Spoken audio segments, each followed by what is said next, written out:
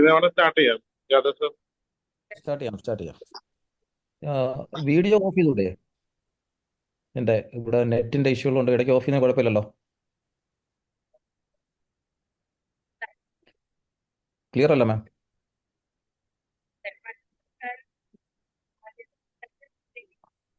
എനിക്ക് ഷെയർ ചെയ്യാമല്ലോ. മാഡം എന്താ മാഡം പറഞ്ഞ?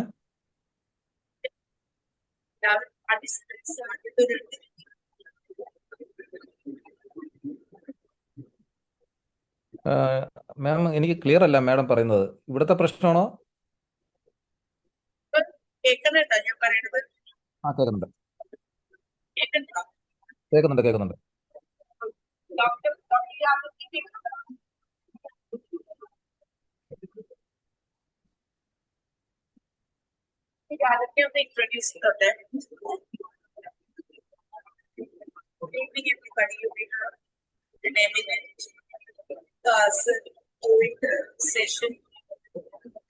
Today's meeting session is an open palliative care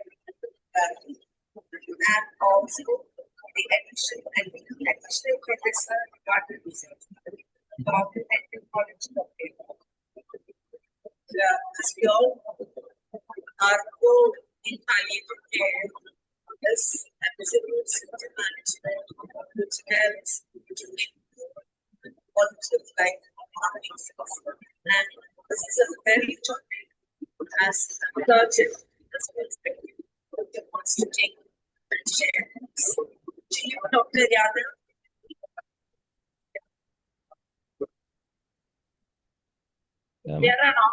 Clear ആണോ ഞാൻ പറഞ്ഞത്? ഇല്ല മാം, ഒന്നും ക്ലിയർ അല്ല. ഇടയ്ക്കൊന്നും സ്റ്റാർട്ട് ചെയ്യാമോ? എന്താ മാഡം? ഓക്കെ. സോ നമ്മൾ ഇടയ്ക്ക് മലയാളം പറയുന്ന കുഴപ്പമില്ലല്ലോ? ഓർ മലയാളം നല്ല Malayalam. Okay okay okay. So ഞാൻ ബേസിക്കലി ഒരു സർജനാണ്. ഇവിടെ ഉള്ളവരെല്ലാം പാലിയേറ്റീവ് കെയർ ഫിസിഷ്യൻസ് ആണ്, more experience than me. I'll start with a story or three or four stories, then we come to the topic. The topic heading is tips to improve the quality of life of palliative care patient, a surgeon's perspective. നമ്മൾ എപ്പോഴും മിക്കവാറും palliative patients എപ്പോഴെങ്കിലും ഒരിക്കൽ ഒരു സർജൻ്റെ മുമ്പ് കൂടെ കടന്നു പോയായിരിക്കും. Most on it is always at the start of their journey. പക്ഷെ നമ്മൾ സർജൻസ് ആണ് പലപ്പോഴും പാലിയേറ്റീവ് കെയറിൻ്റെ ആവശ്യകതയെ പറ്റിയോ അല്ലെന്നുണ്ടെങ്കിൽ അത് കെയർ ചെയ്യാത്തത്. I had A similar incident in my life. ഒരു 25 years ബാക്ക് ഒരു അപ്പൻഡിക്സ് പേഷ്യൻറ്റ് എൻ്റെ അടുത്ത് ഓപ്പറേഷൻ കഴിഞ്ഞതിൻ്റെ പിറ്റേ ദിവസം എന്നോട് ചോദിച്ചു, സാർ ഭയങ്കര വേദനയാണ്. He was asking, sir I was having very severe pain, more pain than I came with. I simply laughed and told dum after operation കഴിഞ്ഞാൽ വേദന കാണില്ലേ. സോ ഒരുപാട് കാലത്തിന് ശേഷം എനിക്ക് മനസ്സിലായത് അത് ചെയ്ത ശരിയായൊരു മെത്തേഡ് അല്ലായിരുന്നു എന്നാണ്. അപ്പം that time I considered every patient as A case. Then we started to see the patient, them as a patient, then now as a person. This was the actually the changes that occurred over the period, especially after 2010. Then whenever we talk about perspectives, it is always lenses through which we see the persons, that see the world. So it is about my perspective. It is a surgeon's perspective. I cannot say it is a surgeon's perspective. I don't say it is a surgeon's perspective. It is my perspective. A surgeon, myself as a surgeon, his perspective, combined with palliative care perspectives. So when in 2011 or 12, we thought when I approach a patient, there should be 3 or 4 things we have to do. How do you change the slide? So when we look at a person, there are different things we have to look out as a surgeon. I imagined the care as something called a compassionate care with 3 components. As a triangle with the upper part called critical care. Then the second part called curative care, and the third part called I called it that time symptomatic care.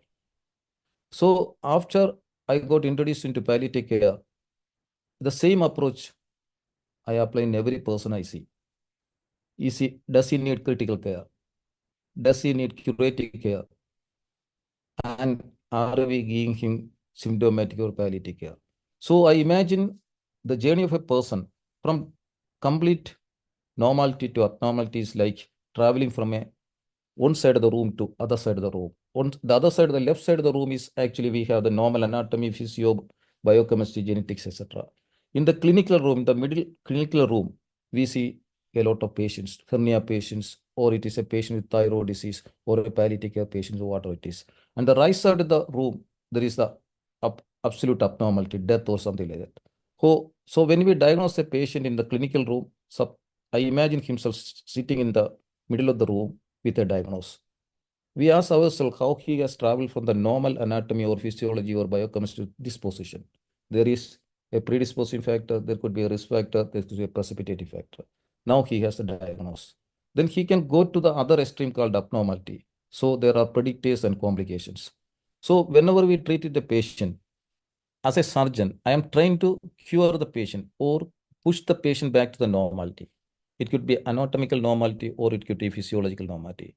If I am seeing a hernia patient, what I do is I cover the hernial defect with a mesh. That is actually I am pushing him to physiological normality.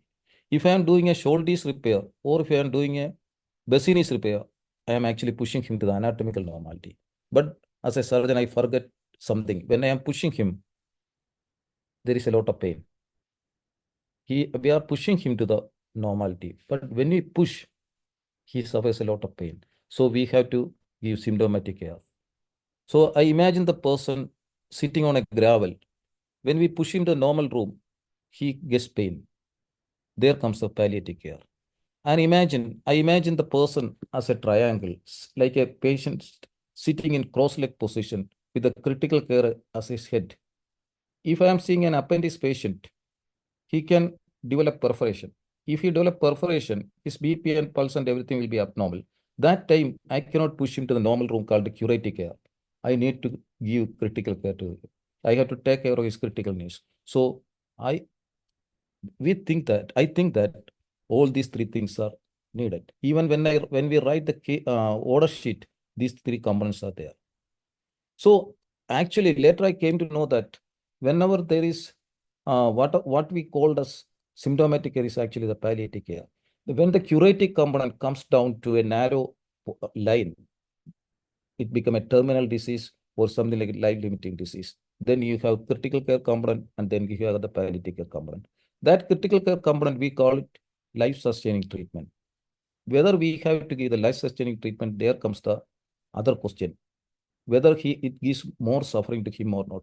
So this is a framework we use for seeing every person. The next framework, after I came into palliative care, this is the framework. These two frameworks we published.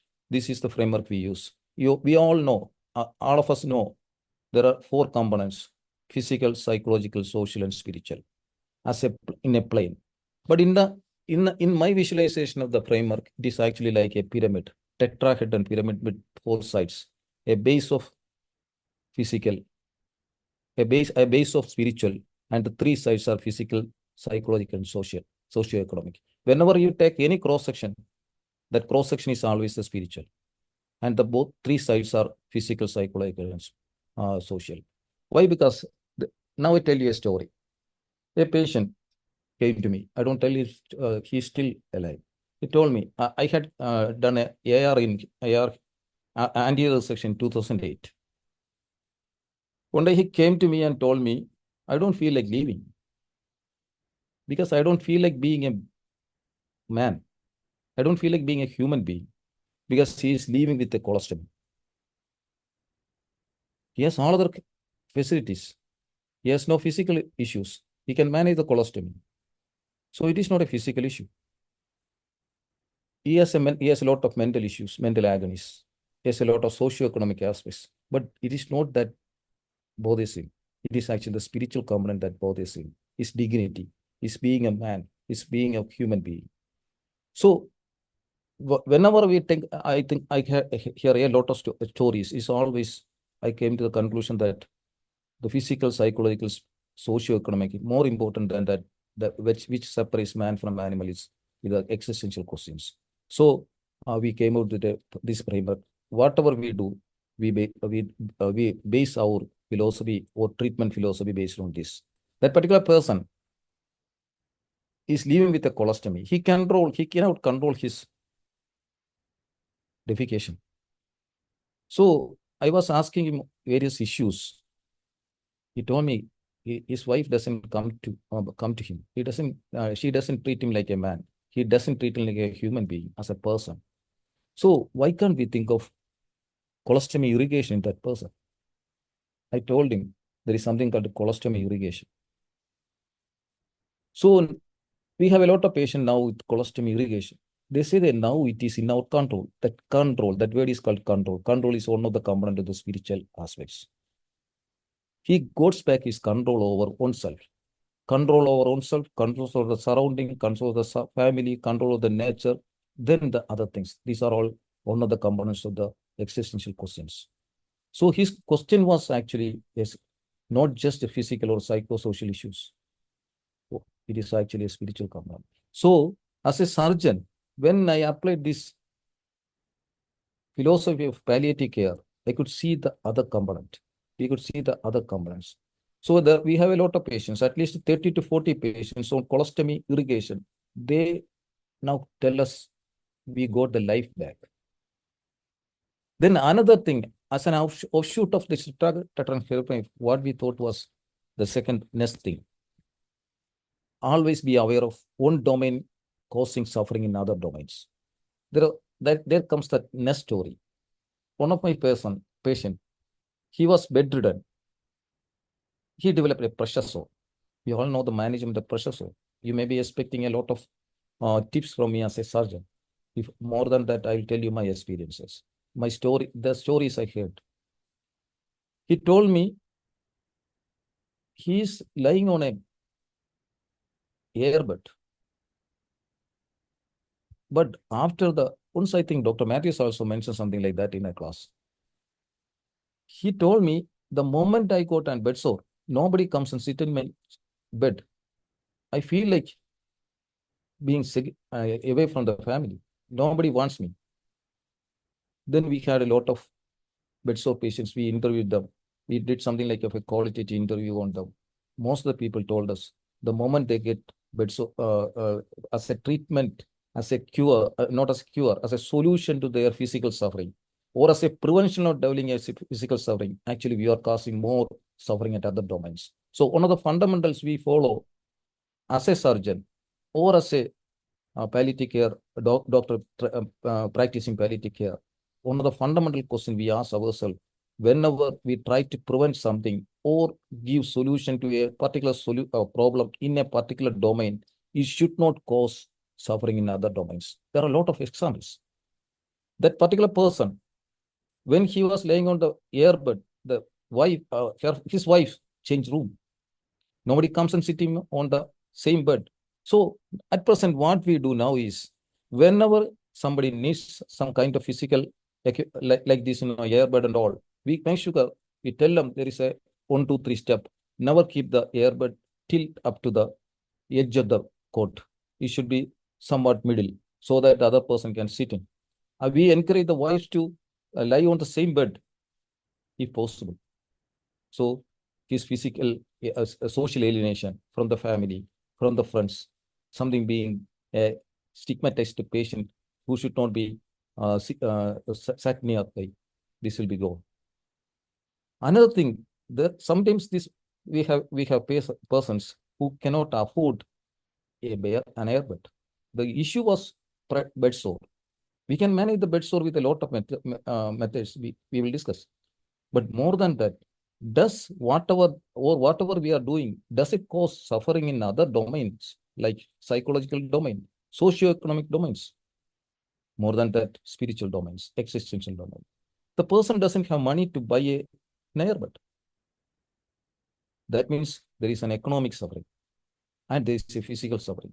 we need to give solution to these two domains. Yes, we can give an airbed. We can donate an airbed. We can get somebody to donate an airbed. The point is we can get somebody to donate an airbed. When we get something free, it can be given in two ways. It can be given as an audaryam, charity, or it can be given as a right, avakasham. മഞ്ഞ കാർഡുള്ളവർക്ക് they get 30 kilogram അരി കിട്ടും, 3 kilo ഗോതമ്പ് കിട്ടും, 2 kilo ഗോതമ്പ് പൊടി കിട്ടും. ഇത് അവർക്ക് കിട്ടി എന്ന് വെച്ചിട്ട് they will never give indebted to the ration കടയിലെ owner. they may love them, but അവരുടെ അവകാശമായിട്ടാണ് അവർ വാങ്ങിക്കുന്നത്, ഔദാര്യമായിട്ടല്ല. നമ്മളൊരാൾ ഡൊണേറ്റ് ചെയ്യപ്പോൾ അത് ചാരിറ്റി ആയിട്ട് കൊടുക്കുകയാണെങ്കിൽ, അവരുടെ ഫോട്ടോ എടുക്കുകയാണെങ്കിൽ, actually you are giving more suffering in the spiritual domain called dignity, the connection to others. So whenever we do something, it should not cause suffering at other domains, like psychological domains, socio-economic domain, the highest domain called existential domain. In that particular person who cannot afford a bed, we can get a lot of people to donate that bed. How can we donate that bed to him? We can get to the ASHA worker. We sometimes ask them to give to the primary palliative nurse and ask her to give as a part of the government scheme. So it is not, we are giving a solution to his physical suffering. We are not, and we are giving a solution to his economic suffering in the form of not able to afford that airbed. But whenever we are doing it this way, he is getting as a part of right, not as a part of charity. ഔദാര്യമായിട്ടല്ല, അവകാശമായിട്ട് കിട്ടുന്നു, ഗവൺമെന്റിന്റെ പാർട്ടായിട്ട്. But the person who donated that airbed, how does he get credited? We ask the sports club there. We ask the residents association there. Whenever you go over the paper news in Kollam areas, you will see lot of shawls, ഒരുപാട് ഷാളുകൾ ഇട്ട് ആളുകൾ ബഹുമാനിക്കുന്ന പടങ്ങൾ കാണാൻ പറ്റും. Why can't we do that? ഒരു sports club ഒരാളുടെ മനുഷ്യ സേവയ്ക്ക് അവാർഡ് കൊടുത്തു. Why should we exhibit a picture of a person being given the airbed so that we caused existential suffering to that person, affecting his dignity, getting a charity from others? Why can't we give him and keep his dignity intact? We tried to solve the problem of physical domain, but we failed to forget that we caused highest suffering in the highest domain. So this is, now let us go to, in this perspective, we will look at each issues. 3 fundamental things. When we treat the person, does he need curative care? Does he need palliative care? Every person needs palliative care. Does he need critical care? So the 3 components of curative care, critical care, curative care, palliative care. If the person is having an issue of life and death, there comes the critical care. It is like a beheaded individual. In the triangle, you can imagine the upper part cut off. That is no longer a triangle. But if you cut off the middle part, it is still a triangle. If you cut off the lower part, it is still a triangle. So we cannot give away the critical care. That is the most important thing. But the question is, in a situation where the triangle narrows down to only 2 parts, triangle with only 2 parts, critical care component and palliative care component, with the middle part narrow, stringent round a line called no possibility of cure, then the most important thing, which one is the most important thing? It is the palliative care. Yes, I believe so. But what about the critical care? So we call that particular situation called, you all know, life-sustaining treatment. If whatever we give them, does it give more suffering to him or his caregivers in the physical domain, psychological domain, socio-economic domain, and spiritual? That is a question. It is not a no question when it comes to LSD. It is a question of, does it cause more suffering to the persons or the caregivers in 4 dimensions? So then I recapitulated one more point I just mentioned. One domain should not cause suffering in other domains. With this 2 perspective of tetrahedron framework and the compassionate care framework, as a surgeon, we look at every problem. As a palliative care doctor, practicing palliative care doctor, I look at every problem. So a person, as a surgeon, if a person comes to me with a thyroid disease, I can ask him to do T3, T4, TSH, but I know TSH will do the thing. I don't need a T3, T4. It is 3 times more money. If I ask him to come back for every 3 months to show me the TSH, it is adding more economic suffering to him, because every travel needs opportunity cost to the up and down travel. More than that, there is something hidden charges called opportunity cost. They could have gone for ഒരു തൊഴിലുറപ്പ് പദ്ധതിക്ക് പോകായിരുന്നു. ഇപ്പൊ തൊഴിലുറപ്പ് പദ്ധതിക്ക് 369 രൂപ കിട്ടും. പണ്ട് 333, 346 ആയിരുന്നു. ഈ 366 റുപ്പീസ് രണ്ടുപേരുടെ നമ്മൾ കൂട്ടണം. 369 ഇൻറ്റു 360 കൂട്ടണം ഒരു യാത്രയ്ക്ക്, പ്ലസ് അവരുടെ up and down. If you can cut short that, if you can teach them how to look at the TSH, that own travel can be avoided. So that is a surgeon's perspective in looking at the person. Now, the same thing, I was telling about my surgeon's perspective and the palliative care perspective with these two domains. Now we go to each problem. Each person with bed sore. So a person with bed sore, that is a surgical condition. But we all people out here, they know how to treat a bed sore better than me. I believe so. Because after getting into the palliative care, when I went to the field, when I started seeing a lot of patients, in the palliative care patients, I came to know that those patients who come to or land up in surgical OPs are actually not that serious as those patients in the home care, because it's a kind of selection bias. Because only those people who can travel, those come to the higher, the അങ്ങേയറ്റത്തെ ഏരിയയിലുള്ള ആൾക്കാർ വരാറില്ല. അപ്പോൾ പലപ്പോഴും ലിംഫിഡിമ പേഷ്യൻസും bed സോർ പേഷ്യൻസും medical college കണ്ടതിനേക്കാളും കൂടുതൽ അവരുടെ വീട്ടിലായിരിക്കും കാണാം. So how to treat a bed sore? Here also we apply the same framework. It is all about framework. I believe it is always all about framework. You should, our own framework or some framework we follow. Here, that bed sore patient, what is a physical thing I can do? What is a psychological and socio-economic thing I can do? What is a existential thing I can do? When we look at the suffering, when you look at the tetrahedron framework, it is not just alleviation of the suffering. There are two components. Why should we treat the distress? Why can't you give him more sugam? Why just asugam matram cover ചെയ്താൽ മതി? Why can't you push him back to the സുഖത്തിന്റെ ഏരിയയിലോട്ട് കൊണ്ടുപോയിക്കൂടെ? Yes, well-being, it is not absence of distress ആവണമെന്നില്ല. We can push him to well-being also. How we can do that also we will discuss. So the bed sore patient, physical we know. As a palliative care doctor, in a bedridden patient, homebound, bedbound, with limited time left, I may not do slab cutting. But in a surgical scenario, in a medical college scenario, or in my OP, we may do a slab cutting. Here the slab cutting, as you know, there are different methods. The best method is always surgical method. Or you can use enzymatic methods. I have seen all of the palliative care people using papinuria, debridase. Yes, that is enough. There is no signs of infection. There is no spreading signs of infection. There is no other issues. Then we don't have to aggressively slab cut, because it adds more pain to the person. In a bedbound person, in home care, it is more than enough to treat the person with, or treat the area with, what do you call, debridase? I mean, papinuria.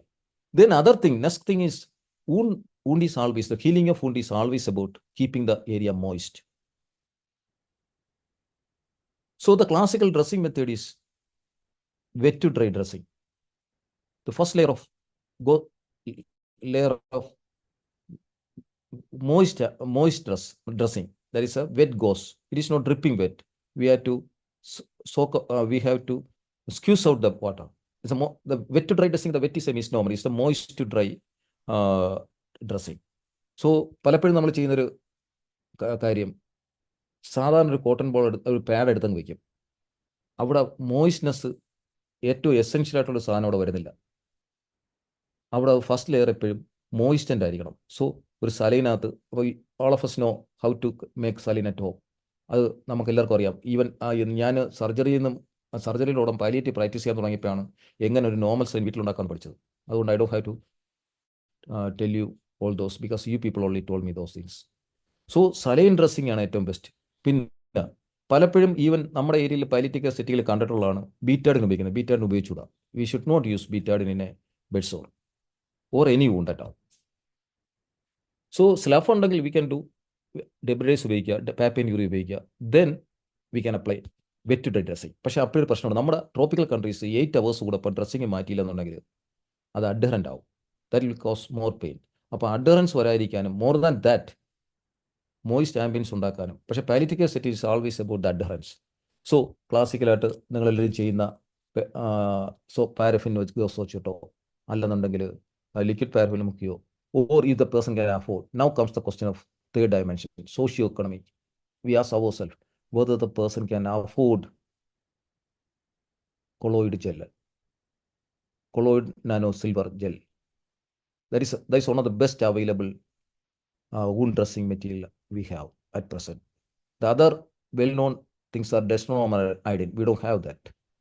Plurmin, very costly, platelet growth rate. We cannot use that. But we never advise any kind of antibacterial ointment. And as per evidence also, it should not be used any kind of antibacterial ointment. Exceptions. Moist ambience keep ചെയ്യാൻ വേണ്ടിയിട്ട് മെട്രോജിൽ ഉപയോഗിക്കുമ്പം അത് ആൻറ്റിബാക്ടീരിയൽ അല്ല നമ്മൾ ഉപയോഗിക്കുന്ന, foul smelling മാറ്റാനും അവിടെ ഒരു moist ambience ഉണ്ടാക്കാനും. But the patient, if the person, the question comes now, physical suffering ആണ് നമ്മൾ മാറ്റുന്നത്. നൗ എക്കണോമിക് സഫറിംഗ് ഉണ്ടാക്കുന്നില്ലെന്നുണ്ടെങ്കിൽ, if it doesn't cause economic suffering, why can be ask him to use megaheal, I mean colloid silver materials. That is the best one available. If they cannot afford, then comes the other options like our paraffin course or something like that. Then another question, bed-bound patient or home-bound patient with economic suffering, the bed sore we have to manage.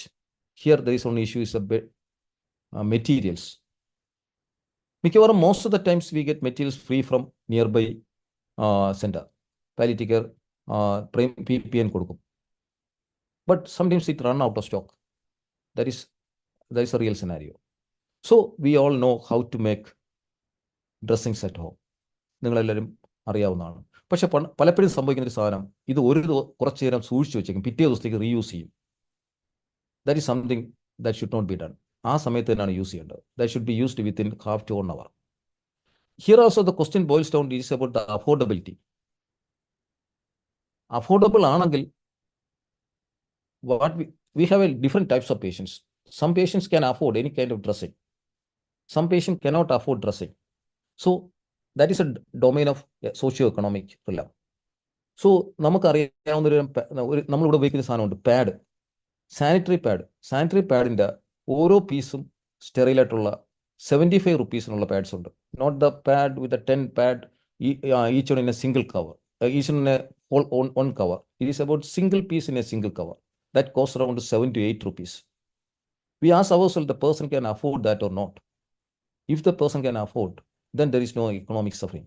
Then we can ask him that. അതിനകത്ത് ഒരുപാട് time ലാഭിക്കാം. Time is also money. So that is individualized treatment based on different domains. How does it affect the different domains? So whether we should do cutting of the bed sore, wound bed, in a palliative care setting with limited lifespan for the person, otherwise it is okay. Always we never advise surgical cutting. It is always enzymatic cutting better, with moist dry dressing better. Something we observe is just to keep some pad there, and never use cotton in a wound, because there will be threads remaining in the wound. That delays wound healing by 3 to 6 weeks. So we discuss about bed sores from all four domains: physical, psychological, social, and spiritual. Here, the economic is one of the issues. Another thing is bedsore patient, most of the time bed bound. Then there are a lot of smells. Here we have to take into consideration the caregiver also. So how it affects the physical, psychological, and social domains, social and spiritual domains of the bed person. Many of the persons, caregivers we interviewed, we told them, they told our psychologists, എനിക്ക് സത്യം പറഞ്ഞാൽ കൈകൊണ്ട് ചെയ്യാൻ അറപ്പാണ്, പക്ഷെ ഗതിയില്ലല്ലോ. Actually, he starts what you call hating that person there. That is normal also, caregiver burden. That occurs in all of us, at least once in our lifetime. So, ആ സമയത്ത് നമ്മൾ അവരുടെ അടുത്ത് അഡ്വൈസ് ചെയ്യും, നിങ്ങൾ എന്തുകൊണ്ട് ഒരു ഗ്ലൗസ് ഇട്ട് ചെയ്യുക, എല്ലാ കാര്യങ്ങളും ഗ്ലൗസ് ഇട്ട്. കെയർ ഗിവർ ഭയങ്കര ഇഷ്യൂ ആണ്. കെയർ ഗിവർ ഡ്രസ്സിങ്ങിനെ പഠിപ്പിച്ചു കഴിഞ്ഞാൽ അവരുടെ ഇത്. പിന്നെ there is something else called smell. ഇതിൻ്റെ ഊണ്ടിൻ്റെ സ്മെല്ലിന് ആ റൂമിൽ നമുക്ക് ഒരുപാട് കാര്യങ്ങൾ ചെയ്യാൻ പറ്റും. We can use aroma therapy, easily available ആയിട്ടുള്ള സാധനങ്ങൾ, കട്ടിലിനടിയിൽ വയ്ക്കാനുള്ള സാധനങ്ങൾ, അവിടെ സ്മെല്ല് മാകാൻ ചിരട്ടക്കരി ഉപയോഗിക്കുക, അങ്ങനെ ഒരുപാട്. These all for the not just for the persons, it is also for the other caregivers. So bedsore also we will look at from different dimensions, actually 8 dimension from the person side: physical, psychological, socio-economic, and spiritual. From the caregiver side: physical, psychological, socio-economic, spiritual. What are the distress it causes in each of these 8 domains in 2 persons, for each in 2 persons. Try to address that. At the same time, making sure that solving an issue at one domain doesn't add more agony to the other domain. Now, so we use something else also, which I learned from MIMS Hospital when I used to work there as a surgical registrar some 25 or 30 years back. I don't remember. Some 2000, I think it was in 1999 or 2000, first or second or third, I don't remember. That time, we observed something. ഈ plantain leaves വെച്ചിട്ട് autoclave ചെയ്തിട്ട് അവിടെ wound dressing ഉപയോഗിക്കും. It keeps the moist ambience better and the wound healing is fantastic. So in our patients who cannot afford all those things, or even those people who can afford, we advise them, they can ഇല എടുത്ത് ആ വൂണ്ടിൻ്റെ മുറുകിൽ കറക്റ്റായിട്ട് മുറിക്കുന്ന രീതിയിൽ വെച്ചതിന് ശേഷം ഇഡ്ഡലി കുട്ടത്തിൽ വെച്ചോ, something like some kind of sterilising mechanism we tell them. Then use that for dressing. It results in tremendous result. So that is also one of the ways we can add better wound care in the physical domain as well as bringing down the economic suffering. Here, Yadav sir, are you changing the slides? No, I don't have slides. No, I am still with the bed source. Okay. No, I don't have slides. I will just have headings only, just to remember those things. When Okay. Thank you, sir. Any issues? The whatever you are speaking now, it's ഇല്ല sir, ഞാൻ I don't have slides. I will have only headings so that I don't forget. ചോദിക്കുന്നത് എന്താണെന്ന് വെച്ചാൽ sir പറയുന്ന കാര്യങ്ങൾ we are not able to visualize them in the slide. Okay, sir. Okay. Thank you so much. Please continue. Sorry for the disturbance. No problem. I will clarify which areas I have to mention more. Please tell me. No, sir, because there were chats, I mean, just telling that slides are not visible. So that's a reason why I stopped in between and asked that question. No. There is no slide Still at all. slide. Okay. No. There is no Thank you, slide sir. at all. Thank you. Okay, let me clarify that. Usually in my presentation, I don't use much of slides. I just use headings and then elaborate. Then I can send the whole materials for you after some time. Is it okay? Can I proceed? Yes. Please proceed. Okay. No problem. So far we discussed about I will be discussing only limited number of conditions, but from these dimensions, how we approach those conditions. So here we discuss about the bedsore, we discuss about physical areas, very few things only. One is use of PAP and urea instead of cutting at home, because if the we doesn't add more agony to a person unless there is any systemic signs and other spreading signs. Then moist to dry dressing methods with the first layer of gauze soaked in saline, next layer of dry gauze, next layer of pad. or the person can afford. Affordability issues also we discuss. We can use the plantain leaves.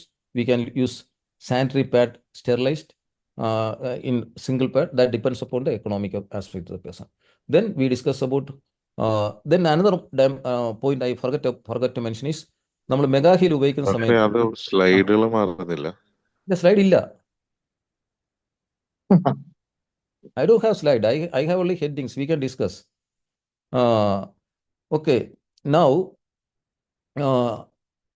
ഒരു കാര്യം കൂടെ പറയാൻ മറന്നുപോയത്, നമ്മൾ mega heal ഉപയോഗിക്കുന്ന സമയത്ത് the cost of the mega ഹീലും mega heal സ്പ്രേയും ഉണ്ട്.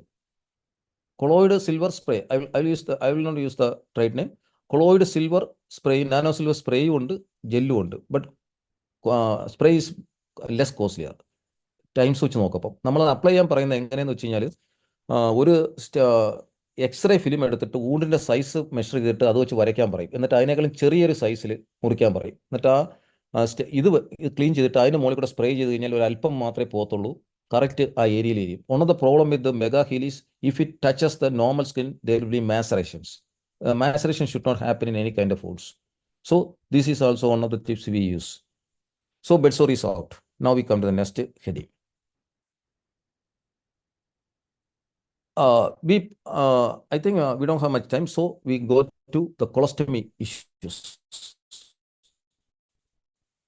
The colostomy, all of you know colostomy care better than me. How we manage colostomy here? We try to convert those into colostomy irrigation, if possible. Here, I think we already discussed about this. Here, the main issue of always those persons tell us is, one is their dignity, second is their sexual function. Then it is not under their control. The sound, the loss of control. It is just like we have an anal sphincter. These people don't have a sphincter. So how can we give control back to them? Always, if possible, always we try to convert those persons into colostomy irrigation, but rather than just colostomy. Colostomy care as such, we have a lot of maceration issues. We have a lot of skin breakdown issues. That all the management all actually you do better than us. So we don't go into that. Here the aspects is the economic aspects. So that we need to take out. Second aspect is the existential question, like control over his sphincter or control over his own body. That we can take care of by advising him colostomy irrigation. രാവിലെ എണീച്ച് കഴുകി വൃത്തിയാക്കി കഴിഞ്ഞാൽ പിന്നെ എനിക്ക് അതിനെപ്പറ്റി ആലോചിക്കേണ്ട sir. And one person was telling us, when we call them, sir, we have telemedicine follow-up, because taking care into the economic aspects coming again and again. Sir, 1:30-നും 2:00-നും ഇടയ്ക്ക് വിളിച്ചു കഴിഞ്ഞാൽ എനിക്ക് എൻ്റെ ഡ്രൈവർ ജോലി ചെയ്യുകയും ചെയ്യാം. ആ പേഴ്സൺ എൻ്റെ കൂടെയുള്ള ക്ലയൻസ് അപ്പോഴ് ഫുഡ് കഴിക്കാൻ കയറുന്ന സമയമാണ്. സോ ദാറ്റ് ലെവൽ ഓഫ് ഡിഗ്നിറ്റിയിലേക്ക് പോകാൻ പറ്റും കൊളസ്റ്റമി ഇറിഗേഷനിലോട്ട് മാറ്റിക്കഴിഞ്ഞാൽ. Persons on catheter. We have a lot of protocols for catheter issues. But what we are discussing is not just those issues we face. In the same domains we discuss. What is it for? What is the cause of his suffering, physical suffering? മൂത്രമൊഴിക്കാൻ പറ്റുന്നില്ല. Then does it cause psychological issues? Does it get socio-economic issues? Does it get spiritual issues? These are the 4 questions we ask about the person, then about the caregiver. കത്തീറ്ററിനകത്ത് നമ്മൾ കണ്ടിട്ടുള്ള ഒരു സാധനം, നമ്മൾ ഒരുപാട് വരെ qualitative interview നടത്തി നോക്കിയിട്ടുള്ളത്, ഇവരെല്ലാവരും പറഞ്ഞ് ഈ കത്തീറ്റർ ഒന്ന് മാറിക്കിട്ടിയാൽ ലൈഫിന് എന്താ ആശ്വാസം. ഒരു കത്തീറ്റർ ചേഞ്ച് ചെയ്യുന്ന one person was telling us, not just one person, they are including my nudity every 28 days. 28 days, there is also a question of control over oneself. സ്വന്തം ബോഡിയോട്ടുള്ള കൺട്രോൾ ഇല്ലാത്തൊരു മനുഷ്യനായി മാറുക. ആ സമയത്ത് കത്തീറ്റർ, ഒരു ലേഡി, ഒരു care giver ഒരിക്കൽ പറഞ്ഞൊരു കഥ ഞാനിപ്പോൾ പറയാം. അവരെന്നോട് പറഞ്ഞു, സാറേ എന്തിനാണ് അങ്ങേര് കിടന്ന് ചീത്ത വിളിക്കുന്നത് എനിക്ക് മനസ്സിലാവുന്നില്ല. അങ്ങേർക്ക് ആഹാരം കഴിക്കണ്ട, ഞാൻ മൂക്കിലൂടെ കൊടുക്കുന്നുണ്ട്. അദ്ദേഹത്തിന് കുളിക്കണ്ട, ഞാൻ കുളിപ്പിക്കുന്നുണ്ട്. അദ്ദേഹത്തിന് അപ്പിയിടണ്ട, ഞാൻ എനിമ കൊടുക്കുന്നുണ്ട്. അദ്ദേഹത്തിന് മൂത്രം ഒഴിക്കണ്ട, 28 ദിവസം കൂടെ ആ സിസ്റ്റർ വന്നിട്ട് കൂടുന്നു. പിന്നെ എന്തിനാണ് ഇങ്ങനെ ചീത്ത വിളിക്കുന്നത്, ദേഷ്യപ്പെടുന്നത്? Because that differentiates the human being from animals. അദ്ദേഹത്തിന് നഷ്ടപ്പെട്ടത് അദ്ദേഹത്തിൻ്റെ സോഷ്യൽ ലൈഫാണ്, അദ്ദേഹത്തിന് നഷ്ടപ്പെട്ട സൈക്കോളജിക്കൽ ലൈഫാണ്, അദ്ദേഹത്തിന് നഷ്ടപ്പെട്ട റോളാണ്, അദ്ദേഹത്തിൻ്റെ എക്സിസ്റ്റൻഷ്യൽ ക്വസ്റ്റ്യൻസ് ആണ്, ലൈഫിലെ കൺട്രോള്, അദ്ദേഹത്തിൻ്റെ ഡിഗ്നിറ്റി, എവറിത്തിങ് പോയി. So that is why he has a lot of issues. ഈ കത്തീറ്റർ ഇഷ്യൂ ഉള്ളവർക്ക് ഇത് ഒരുപാട് ഇഷ്യൂസ് ഉണ്ട്, especially bedridden patient with catheter. The question we can ask him, every 28 days നമ്മൾ ഇൻക്ലൂഡ് ചെയ്തതിനേക്കാളും why can we convert those into silicone catheter? There are a lot of issues with silicone catheter also, but the person's side നോക്കപ്പം silicone catheter may be better than that. But we have to consider socio-economic aspects also, whether they can afford, or we can get the catheter from some other ways without causing more dignity issues to him. അങ്ങനെയാണെന്നുണ്ടെങ്കിൽ catheter എപ്പോഴും നമ്മൾ we try to change him to silicone catheter if possible. But if possible, if the patient is motivated and he can do, we teach them how to do Nelaton catheter. ചില നമുക്ക് patients ഉണ്ട്, അവർ സ്വന്തമായിട്ട് urine എടുത്തു, അവർ പറയും now I can have control over my body, I got my life ആയി. Because ഈ catheter self catheterisation വരുമ്പോഴത്തേക്ക് അവരുടെ കൺട്രോളാണ് ലൈഫിലേക്ക് വരുന്നത്. I am not going to the catheter issues as such. Here the main issues we found is always not about the physical suffering, it is suffering in other domains. Now, person with vomiting, here also we approach the same problem, same way. ഈ വൊമിറ്റസിൻ്റെ ഏറ്റവും വലിയ issues നിങ്ങളാലറിയാം, care giver ബർഡൻ്റെ കൂട്ടുന്നതാണ്. അപ്പോഴും നമ്മൾ care giver ബർഡൻ്റെ issues നോക്കും, apart from all those things we do. Now, one of the things we need to discuss now is intestinal obstruction. Intestinal obstruction, then when to refer the person to a hospital? Many a time we don't have to refer the person to a surgeon. Many of the conditions, life and intestinal obstruction vanal, sometimes he may have to be transferred to a hospital, but that depends upon the discussion with the family. Now I think we have only 10 to 20 minutes. We can have a discussion on this, any particular issues or something like. Yes, catheter control is not possible in every person. I think I will stop here. Then we can have a discussion on any of the surgical conditions we need to elaborate on. Sir, a question ചോദിക്കാനാണോ പറയുന്നത്? അതല്ല, we have the time was up to 8 to 9. It is already 8:50. So I thought I will stop there and we can discuss. So I will just summarize what I discussed so far. Basically, I am a surgeon. We look at the person from a surgeon's perspective, later with from the framework of a palliative care physician also. So we combine two framework. One is a compassionate care framework, then the tetrahedral. We look at every condition as a surgeon or as a palliative care physician, doctor. We look at every person from these dimensions. Does he need critical care? Does it add more suffering to the person? Does he need, does critical curative care is possible or not? Anyway, palliative care is needed. So you look at every problem from our own framework. Then we look at the persons from tetrahedron framework. How does it affect the physical suffering? How does it add more agony to the psychological domain? How does it add more issues to the socio-economic domain, then the spiritual domain? Then how to solve those issues from evidence-based practice, but without causing more suffering in other domains. How we applied that in different scenarios, I can think of that was what we discussed. There are a lot of things, a condition we can discuss. It is up to you now. എനിക്കൊരു typical case ഉണ്ടായിരുന്നു 2 ദിവസം മുമ്പ്. ആൾക്ക് carcinoma rectum ആയിരുന്നു തുടങ്ങിയത്. 2 കൊല്ലം മുമ്പ് എല്ലാ വിധത്തിലുള്ള ക്യൂറേറ്റീവ് കെയറും കൊടുത്തു, പക്ഷെ റിക്കറൻസ് ഉണ്ടായി. എന്നിട്ട് കൊളോസ്റ്റമി ചെയ്തു. അപ്പൊ കൊളോസ്റ്റമി ആ ഭാഗം മുഴുവനും പഴുത്ത് വല്ലാതിരിക്കുകയാണ്, അതിൽ കൂടെ ഫീസസ് പോണില്ല. And when we went, actually what we saw was she was not vomiting. The whole thing was coming out from the mouth. She had a right stew, but whatever went in, and we were so sad to see. അവർ പറഞ്ഞു കൊടുത്തിരിക്കുന്ന instructions 250 ml plus 100 ml of water through that equipment. അതിൽ കൂടെ കൊടുത്തുകൊണ്ടിരിക്കാനായിട്ട്. and it was all coming out. And this lady was listless. She didn't know what to do. About adhesions, karna irikya, ado recurrence, avരുടെ primary tumor irikya, complete intestinal obstruction. So Right. in this case, what I want to know is, what are the instructions that you give them when the patient and the family is faced with giving care to such a patient? മാം ഈ particular person എന്ന് വെച്ച് കഴിഞ്ഞാൽ അവിടുത്തെ issue ഇൻറ്റെസ്റ്റിനൽ obsession ആണ്. കാരണം whole fecal matter ആണ് vomiting ചെയ്തുകൊണ്ടിരിക്കുന്നത്.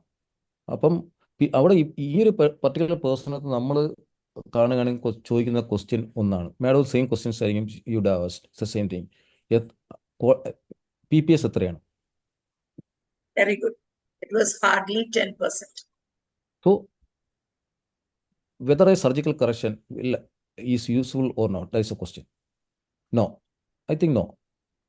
It adds more agony to the person, and it adds more economic agony to the person. It will result in catastrophic spending for that particular person. But the question here is, can they afford it or not? The first question is, does it add more agony in the physical domain? Second question is, does it add more agony in the economic domain? If the person can afford, in your particular condition, that person, I don't think she can afford. Then there is only conservative management possible. But there are people who can afford. There is an option called stenting. But we have only very, very, very limited number of persons in our domain, in our areas. But the question is, we should not have something called palliative fanaticism. We have to look at the domains. The question is individualized, person-centric. Does the person can afford that or not? Or does it get suffering more in a particular domain? Here the domains are two domains, physical domain, the economic domain. If it doesn't add more agony to the economic domain, then there is a well-defined role for stenting, if expertise is available, because it adds more quality of life to the person. And more than that, it adds more quality of life in the psychological domain to the caregiver.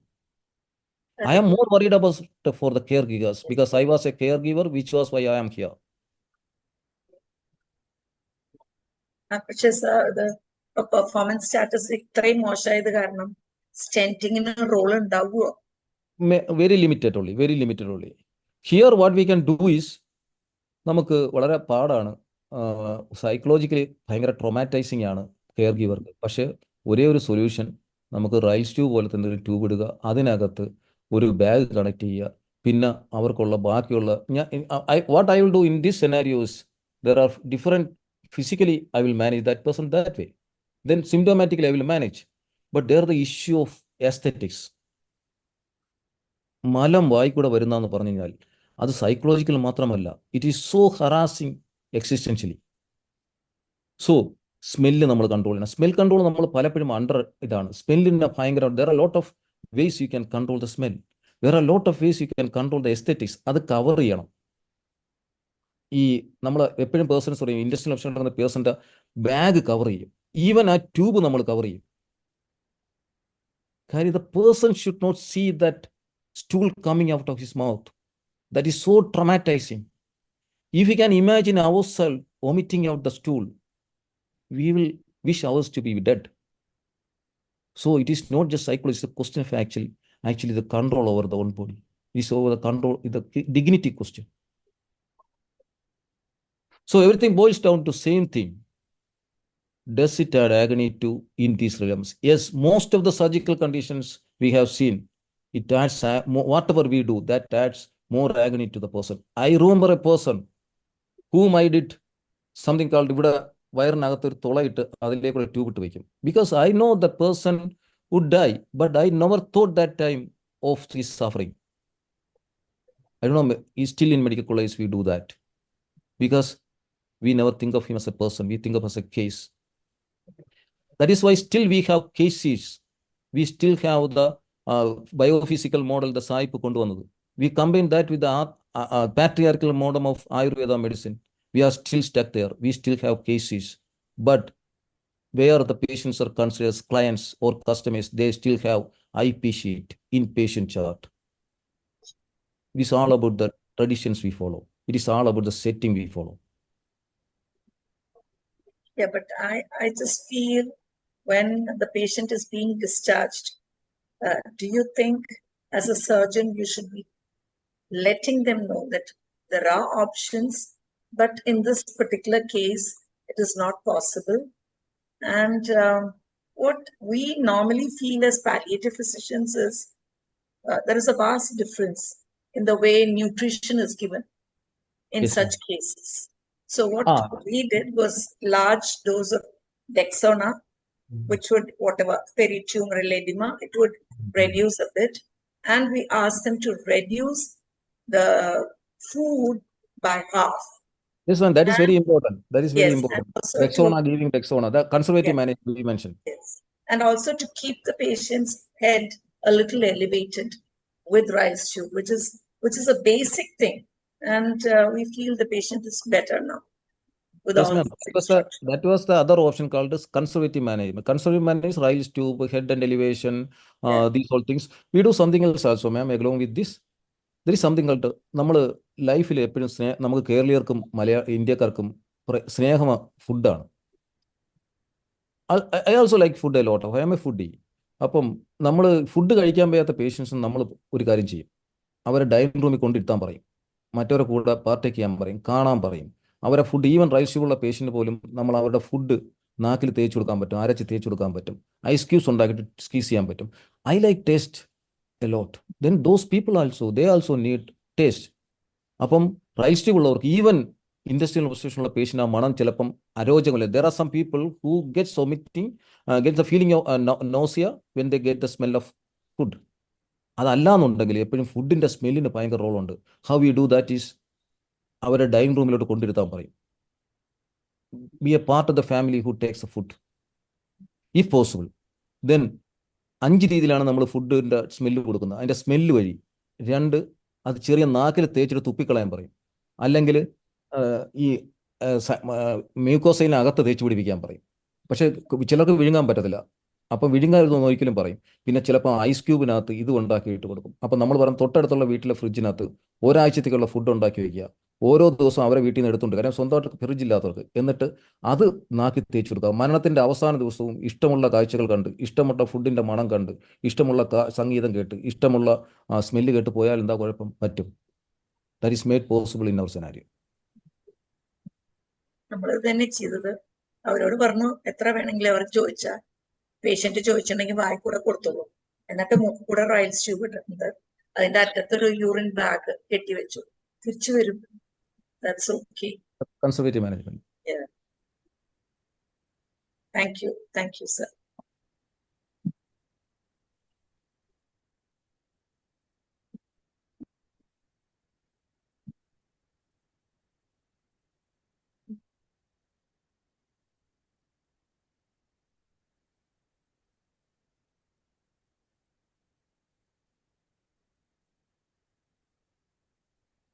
Any other questions? Geeta madam, can we maintain this patient on subcutaneous fluids?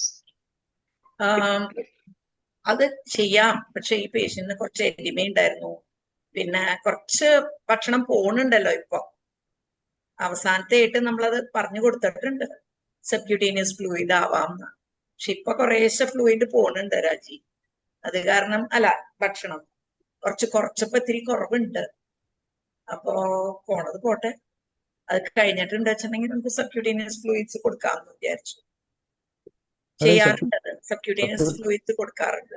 Subcutaneous fluid നമ്മൾ ഇവിടെ ഈ ഒരു person പലപ്പോഴും subcutaneous fluid അയാൾ ഇപ്പോൾ 2 days 3 days അല്ലെങ്കിൽ 1 week മാത്രമുള്ള ഒരാൾക്ക് സബ്ക്യൂട്ടേനിയസ് ഫ്ലൂയിഡ് കൊടുക്കുന്ന നേരത്തെ നമ്മുടെ ആശ്വാസത്തിനാണ്, അല്ലേ? Care ഗീവറിന്റെ ആശ്വാസത്തിനാണ്. Exactly, sir. And only when we feel, and also clinically when the patient is dehydrated. Otherwise, it is not indicated. Absolutely, it is not indicated. നമ്മൾ പലപ്പോഴും പേഷ്യൻ്റെ care ഗീവറുടെ അടുത്ത് പറയുന്ന ഒരു കഥയുണ്ട്. അമ്മ, ഒരു കുഞ്ഞ് വലുതായി, 1 മാസമുള്ള കൊച്ച്, 1 വയസ്സുള്ള കൊച്ച്, പിന്നെ അത് 10 വയസ്സ്, 20 വയസ്സ്, 30 വയസ്സ്, അത് കഴിഞ്ഞ ശേഷം വലുതായി, പിന്നെ വയസ്സായി പോയി തിരിച്ചു പോകുമ്പോൾ കുഞ്ഞായിയാണ് പോകുന്നത്. രോഗം വരപ്പോഴും കുഞ്ഞായിയാണ് പോകുന്നത്. പക്ഷെ നമ്മുടെ ഒരു ഇഷ്ടം നമ്മുടെ നമ്മൾ ഇഷ്ടം ആഹാരമായിട്ടാണ് കണക്കാക്കുന്നത്. പ്രേമവും ഇഷ്ടവും നമ്മൾ ആഹാരമായിട്ടാണ് കണക്കാക്കുന്നത്. അപ്പം ഒരു രോഗം വന്ന് കുഞ്ഞായി മാറിക്കൊണ്ടിരിക്കുന്ന ഒരു കുട്ടിക്ക് നമ്മൾ വലിയവരുടെ ആഹാരം കൊടുത്തു കഴിഞ്ഞാൽ അവരെ ഒരു വയസ്സുള്ള കൊച്ചിനും ഒരു 30 വയസ്സുള്ള ആഹാരം കൊടുക്കുന്നതല്ലേ എന്ന് ചോദിക്കും. അങ്ങനെ കഥ പോലെ പറഞ്ഞ് ഈവൻ റൈസ് ട്യൂബ് ഇട്ട് കൊടുത്തിട്ട് അദ്ദേഹത്തിൻ്റെ സ്റ്റൊമക്കിലേക്ക് ഒരു കുഞ്ഞിൻ്റെ സ്റ്റൊമക്ക്, 1 വയസ്സുള്ള കുഞ്ഞിൻ്റെ സ്റ്റൊമക്കിലേക്ക്, ആൾമോസ്റ്റ് ഡെത്ത് ബെഡ് കിടക്കുന്ന ഒരാൾ കുഞ്ഞിൻ്റെ അവസ്ഥയാണ്. അവരെ കഥ പറയുന്നത് എങ്ങനെയാണ്, ആ കുഞ്ഞിൻ്റെ വയറ്റിലേക്ക് ഒരു റൈസ് ട്യൂബ് ഇട്ടിട്ട് നമ്മൾ ഇത്രയും ഫുഡ് തള്ളിക്കൊടുത്തു കഴിഞ്ഞാൽ അവരുടെ സിസ്റ്റത്തിന് തന്നെ പ്രശ്നം ഉണ്ടാകുന്നതല്ലേ. മിക്കവാറും വരെ ഇത് പറഞ്ഞ് കഴിയപ്പോഴത്തേക്ക് കരയിലും സബ്ക്യൂട്ടീസ് ഫ്ലൂയിഡ് പോലും വേണ്ടാന്ന് പറയാറുണ്ട്. That is not in our case, it is about the EOA. Absolutely, sir. I agree with you. അവരുടെ പെർഫോമൻസ് സ്റ്റാറ്റസ് അനുസരിച്ചിരിക്കും. Yes ma'am. കുറച്ച് കാലങ്ങൾക്ക് മുമ്പ് ഒരു CA സ്റ്റമക്ക് ഉണ്ടായിരുന്നു. അയാൾക്ക് ഇതുമാതിരി ഒബ്സ്ട്രക്ഷൻ, ഗ്യാസ്ട്രിക് ഔട്ട്ലെറ്റ് ഒബ്സ്ട്രക്ഷൻ വന്നിട്ട് ഭയങ്കര വോമിറ്റിംഗ് ആയിരുന്നു. പക്ഷെ ആള് കോൺഷ്യസ് ആയിരുന്നു, ഭക്ഷണം കഴിക്കണം, അതായിരുന്നു അയാളുടെ ആഗ്രഹം. ഒന്നിത്തിരി വായെ കൂടെ ഭക്ഷണം കഴിക്കണം എന്നായിരുന്നു ആ മനുഷ്യന്റെ ഏറ്റവും വലിയ ആഗ്രഹം. അന്ന് പ്രത്യാശ ഭവൻ, ആ ചേർത്തലയില് ഗ്രീൻ ഗാർഡനില് അവിടെ ഇരുന്നു പേഷ്യന്റ്. കുറെ സർജൻസിന്റെ അടുത്താന്ന് എനിക്ക് അറിയണ കുറച്ച് സർജൻസിന്റെ അടുത്തൊക്കെ ചോദിച്ചപ്പോ അവരാരും റെഡി ആയിരുന്നില്ല. കുറച്ച് 80 വയസ്സുള്ള ഒരു പേഷ്യന്റ് ആയിരുന്നു. അവസാനം അവിടെ ഒരു ചെറിയാൻ സർ എന്ന് പറഞ്ഞിട്ട്, I think it was doctor Cherian, വളരെ പ്രായമുള്ള ഒരാളുടെ അടുത്ത് ഞാൻ പോയി. അപ്പൊ അദ്ദേഹം പറഞ്ഞു ചെയ്തു കൊടുക്കാം. എന്താ ചെയ്ത, സ്റ്റെന്റിങ് ആയിരിക്കണം എന്ന് ഞാൻ വിചാരിക്കുന്നു.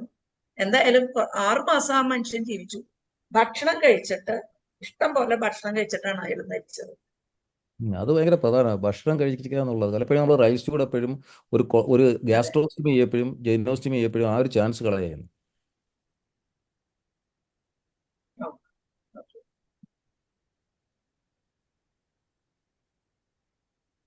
ഈ ഗ്യാസ്ട്രോസ്റ്റമി സാർ ഇപ്പൊ ഈ പലരും ചെയ്യുന്നില്ലല്ലോ, സിമ്പിൾ ആയിട്ട് ചെയ്തു കൊടുക്കാനുള്ള വല്ല ഇതുണ്ടോ? ഗ്യാസ്ട്രോസ്റ്റമി നമ്മൾ ഇപ്പോഴും ഔട്ട് ഓഫ് ഇതായെന്ന് വെച്ച് കഴിഞ്ഞാൽ മറ്റേ വന്നുകൊണ്ടാണ്, ഈ എൻഡോസ്കോപ്പിക് ഗ്യാസ്ട്രോസ്റ്റമി വന്നുകൊണ്ടാണ്. ഈ മറ്റേ മെഡിക്കൽ ഗ്യാസ്ട്രോക്കാർ അത് ഈസി ആയിട്ട് ചെയ്യുന്നുണ്ട്. അപ്പോൾ അവർ എൻഡോസ്കോപ്പ് വെച്ച് തള്ളി വെച്ചിട്ട് ഇവിടുന്ന് പുഷ് ചെയ്തിട്ട് പെഗ് പോലെ ചെയ്യും. അപ്പോൾ അതുകൊണ്ടാണ് ഇപ്പം ഗ്യാസ്ട്രോസ്റ്റമി കൂടുതൽ ചെയ്യാത്ത. പക്ഷെ അപ്പോഴും ഒരു ക്വസ്റ്റ്യൻ ഉള്ളത്, നമുക്ക് ഹൈ കോസ്റ്റ് ആണോ? എന്താ കോസ്റ്റ് എനിക്ക് കറക്റ്റ് അറിയില്ല. കോസ്റ്റ് ഉണ്ട്, പക്ഷേ അത്ര പറയത്തക്ക ഇല്ല. നമുക്ക് ഐ മീൻ നമ്മൾ കാണുന്ന പേഴ്സൺ അനുസരിച്ചിരിക്കും. പക്ഷേ ഇവിടുത്തെ ഒരു ക്വസ്റ്റ്യൻ എപ്പോഴും ഈ ഗ്യാസ്ട്രോസ്റ്റമി ചെയ്യുന്നതിന് മുമ്പ് നമ്മൾ എന്തായാലും PPS നമ്മൾ ECOG അല്ലെങ്കിൽ സർപ്പൈ ക്വസ്റ്റ്യൻ ഇടുമല്ലോ. അപ്പം അതിൽ ഒരു 4 മാസമോ 5 മാസമോ ഉണ്ട് അദ്ദേഹത്തിന് ഒരു സ്റ്റെന്റ് അഫോർഡ് ചെയ്യാൻ പറ്റുന്നില്ല എന്നുണ്ടെങ്കിലാണ് ആലോചിക്കേണ്ടത്. എപ്പോഴും നമ്മൾ ഈവൻ പറ്റുമെന്നുണ്ടെങ്കിൽ ആഹാരം വായുവിട്ട് കൊടുക്കുന്നതാണല്ലോ. ഗ്യാസ്ട്രോസ്റ്റമി ആഹാരത്തിന് പോയി. പിന്നെ ഗ്യാസ്ട്രോസ്റ്റമി ചെയ്തിട്ട പേഷ്യന് നമുക്ക് 3 പേഷ്യൻസ് ഉണ്ടെന്ന് എൻ്റെ ഓർമ്മ. എല്ലാവരും മരിച്ചു പോയിട്ടുണ്ട്. ആ പേഴ്സൺസ് നമ്മൾ ചെയ്യുന്നതെന്ന് വെച്ച് കഴിഞ്ഞാൽ ഈ ആഹാരത്തിൻ്റെ സ്മെല്ല് കൊടുക്കുക, നാക്കി തേച്ച് കൊടുക്കുക, അതെല്ലാം കൂടെ ചെയ്യും. കാരണം വെച്ചാൽ ആഹാരത്തിനകത്ത് ഒരു പാർട്ടേക്ക് ചെയ്യും, മറ്റേതിനകത്ത് അവർക്ക് ഒരു ടേസ്റ്റും കിട്ടുന്നില്ല. ഡോക്ടർ മാത്യൂസ് പറഞ്ഞ ഈ പേഴ്സൺ ഗ്യാസ്ട്രോസ്റ്റമി ചെയ്യുന്നത് എത്ര മാസം ജീവിച്ചിരിക്കാൻ സാധ്യതയുള്ളതാണ്? അല്ല, അങ്ങനെ വരാണ്ട് ഒരു 3 to 4 months ഒക്കെ ജീവിച്ചിരിക്കാൻ സാധ്യതയുള്ള ആളുകൾ, ഒന്നും കംപ്ലീറ്റ് ഒബ്സ്ട്രക്ഷൻ ആയിട്ട് വരുന്ന ആളുകളുണ്ട്. ഇതായിട്ട് മെഡിക്കൽ കോളേജിൽ വെച്ചാൽ ഗ്യാസ്ട്രോസ്റ്റമി ചെയ്ത് കൊടുക്കും, പക്ഷെ അവരുടെ ക്വാളിറ്റി ലൈഫ് പോകും. അപ്പം മറ്റേതും കൂടെ നമ്മൾ പറയേണ്ടി വരും, നമ്മൾ ഈ ഫുഡിന്റെ എങ്ങനെ അവർക്ക് കോമ്പൻസേറ്റ് ചെയ്യാമെന്നുള്ളത്. ബെറ്റർ ഈ അഫോർഡ് ചെയ്യാൻ പറ്റുമെങ്കിൽ എപ്പോഴും സ്റ്റെന്റിനെ പറ്റി ആലോചിക്കുന്നത് നല്ലത്. ഒരു 2 months 3 months ആയാലും സ്റ്റെന്റ് ഇട്ടാൽ ഫുഡ് കഴിക്കാമല്ലോ. അതെ. പക്ഷെ ഇവിടെ മസ്കുലർ പ്രോബ്ലംസ് ഉണ്ട്, സ്വാലോയിങ് ചിലപ്പോൾ നടക്കില്ല, ഭയങ്കര ഇഷ്യൂസ് ആണ്. ചിലപ്പോൾ വേറെ വഴിയില്ല. പീഡിയാട്രിക് പേഷ്യൻസ് പലപ്പോഴും വേണ്ടി വരും, വേറെ വഴിയില്ല. അല്ല, ഗ്യാസ്ട്രോസ്റ്റമി പലയിടത്തുനിന്ന് ഇത് എങ്ങനെ ഔട്ടായി പോയിട്ടുണ്ട്. പക്ഷെ ചില പേഷ്യൻസിന് അത് ആവശ്യം വരാറുണ്ട്.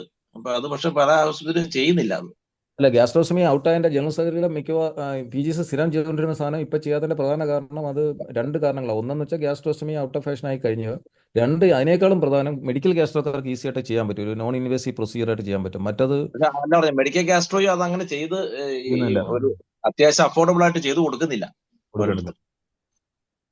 ഉണ്ടെങ്കിൽ അത് കുറെ പേർക്ക്, അതായത് എല്ലാവർക്കും അല്ല, നമ്മൾ ഇതെല്ലാം നോക്കിയിട്ട് ചിലർക്ക് അത് ഗുണം ചെയ്യുന്നതായിരുന്നു. അങ്ങനെയാണെങ്കിൽ നമുക്ക് തൊട്ടടുത്ത് മെഡിക്കൽ കോളേജ്, എറണാകുളം മെഡിക്കൽ കോളേജിൽ പറഞ്ഞാൽ അത് ചെയ്തെന്നല്ലേ പറ്റൂ. അവിടെയൊക്കെ ഇതിപ്പോ ഇങ്ങനെ ബുദ്ധിമുട്ടായിരിക്കുമല്ലോ പേഷ്യന്റ്. അവർ 2 പ്രാവശ്യമൊക്കെ പോയി മടുക്കും, തിരിച്ചു വരും. നമുക്ക് പോയി ഒരു ഫാസ്റ്റ് ചെയ്ത് പോരാവുന്ന ഒരു സാധനമില്ല. ഇപ്പൊ ഈ പാലിയേറ്റീവ് പേഷ്യന്റ് മൂന്നാം പ്രാവശ്യം നമുക്ക് പോക്ക് നടക്കില്ലല്ലോ. നടക്കത്തില്ല. അതൊരു വലിയ ഇഷ്യൂ ആണ്. ഇത് ഔട്ട് ആയിട്ടുണ്ടെങ്കിൽ എന്തെങ്കിലും ഒരു പുതിയ മെത്തേഡ് ഉണ്ടോ? അത് നമ്മുടെ യൂറിൻ ഫോളീസ്ക്ക് എത്തിയിട്ടുള്ള മാതിരി ആ ഹോളിൽ ഉണ്ട്, തന്നെ അങ്ങനെ ഉണ്ട്. എൻഡോസ്കോപ്പി പ്രൊസീജിയർ ഉണ്ട്. അതും ഇപ്പം ഡോക്ടർ മാത്യൂസ് പറഞ്ഞല്ലോ, അതും ഇപ്പൊ അവർ കൂടുതൽ ചെയ്യുന്നില്ല മെഡിക്കൽ ഗ്യാസ്ട്രോക്കാർ. നമ്മൾ പലപ്പോഴും പേഷ്യന്റ് ട്രിവാൻഡ്രത്ത് ഇപ്പൊ കൊല്ലത്തകരത്തെ പേഷ്യൻസ് വന്നില്ല. ഞാൻ ട്രിവാൻഡ്രത്ത് ഇരുന്ന സമയത്ത് ഗ്യാസ്ട്രോസ്റ്റമി ചെയ്യാൻ വരുന്ന പേഷ്യൻസിന് അഫോർഡ് ചെയ്യാൻ പറ്റുന്നിടത്ത് നമ്മൾ പറയുമായിരുന്നു മെഡിക്കൽ ഗ്യാസ്ട്രോയിൽ പോയി ചെയ്യുന്നതായിരിക്കും കൂടുതൽ നല്ല കാര്യം. മറ്റൊരു ഓപ്പറേഷൻ ചെയ്യണം, അതിന്റെ ആഗണി, അതിന്റെ പ്രശ്നങ്ങൾ, അതിന്റെ വൂണ്ടിന്റെ പ്രശ്നങ്ങൾ, sometimes we don't get even anaesthesia at medical college. അപ്പം നമ്മൾ ഇങ്ങനെ സജസ്റ്റ് ചെയ്യുമായിരുന്നു. പലപ്പോഴും യുനോ സംതിങ് ഈ ഗ്യാസ്ട്രോസ്റ്റമികൾ മിക്കവാറും നടക്കുന്ന പലപ്പോഴും ഷോർട്ട് അനസ്തേഷ്യയിലോ അല്ലെങ്കിൽ ലോക്കലോ അവരെ പലപ്പോഴും ചെയ്യുമായിരുന്നു നമ്മുടെ സമയത്ത്. ഇപ്പൊ അതൊന്നും ഇല്ല. അപ്പൊ ഈ എൻഡോസ്കോപ്പിക് സാധനം ചെയ്യണത് ശരിക്കും എനിക്ക് ഫുൾ അനസ്തീഷ്യയിലാണോ? എനിക്ക് അറിയത്തില്ല, എൻഡോസ്കോപ്പിനെ പറ്റി അറിയത്തില്ല. കാര്യം that is not in my domain. I am not an expert to comment on that also. തെറ്റിപ്പോയാലോ? അല്ലാതെ എങ്ങനെയാ ചെയ്യാത്? നമ്മൾ ചെയ്യുന്നത് മറ്റേ ചെയ്യുന്നത് അവർ എൻഡോസ്കോപ്പ് ഇട്ടിട്ട് ഇപ്പുറത്തുനിന്ന് വേറൊരു സാധനം തള്ളിക്കയറ്റി അത് കണക്ട് ചെയ്യായിരുന്നു. That is a theory. I don't know how to do that. That is a medical gastro expertise.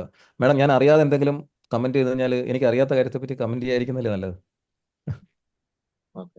അതേസമയം നമ്മൾ പി ചെയ്യുന്ന സമയത്ത് നമ്മൾ ഒരുപാട് ലോക്കലി ചെയ്യുമായിരുന്നു. കാര്യം നമുക്ക് will not get anaesthesia that time. അപ്പോൾ നമ്മൾ ലോക്കലിൽ അബ്ഡമൻ തുറന്നിട്ട് സ്റ്റൊമക്ക് പെട്ടെന്ന് എടുത്ത് വെച്ചിട്ട് ഒരു ടൈ ഇട്ട് ട്യൂബ് വെളിയിൽ കൊണ്ട് വെച്ചിട്ട് പെട്ടെന്ന് ക്ലോസ് ചെയ്യാറ്. ബട്ട് ദ പേഷ്യൻറ്റിന് നമ്മുടെ ശബ്ദമാണ് വലിയ അനസ്തേഷ്യ. അടങ്ങി കിടക്കുന്നു. ദാറ്റ് ഇപ്പം അത് ആലോചിക്കുമ്പോൾ it was barbaric.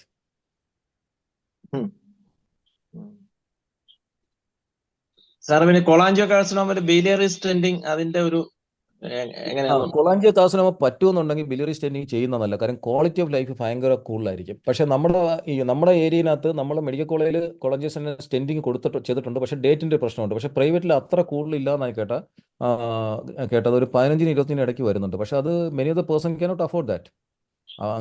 പറ്റുമെന്നുണ്ടെങ്കിൽ stenting is the best way. Or we use to do പിന്നെ സ്റ്റെന്റിന്റെ കെയർ എങ്ങനെ, അത് ചെയ്ത ആൾക്കാരുടെ കെയർ കാര്യങ്ങളെ പറ്റി ഒന്ന് പറയുന്നതായിരിക്കും എങ്ങനെയാന്നുള്ളത്. സ്റ്റെന്റിങ്ങിന്റെ ഏത് സ്റ്റെന്റിങ്ങിന്റെ ആണ്?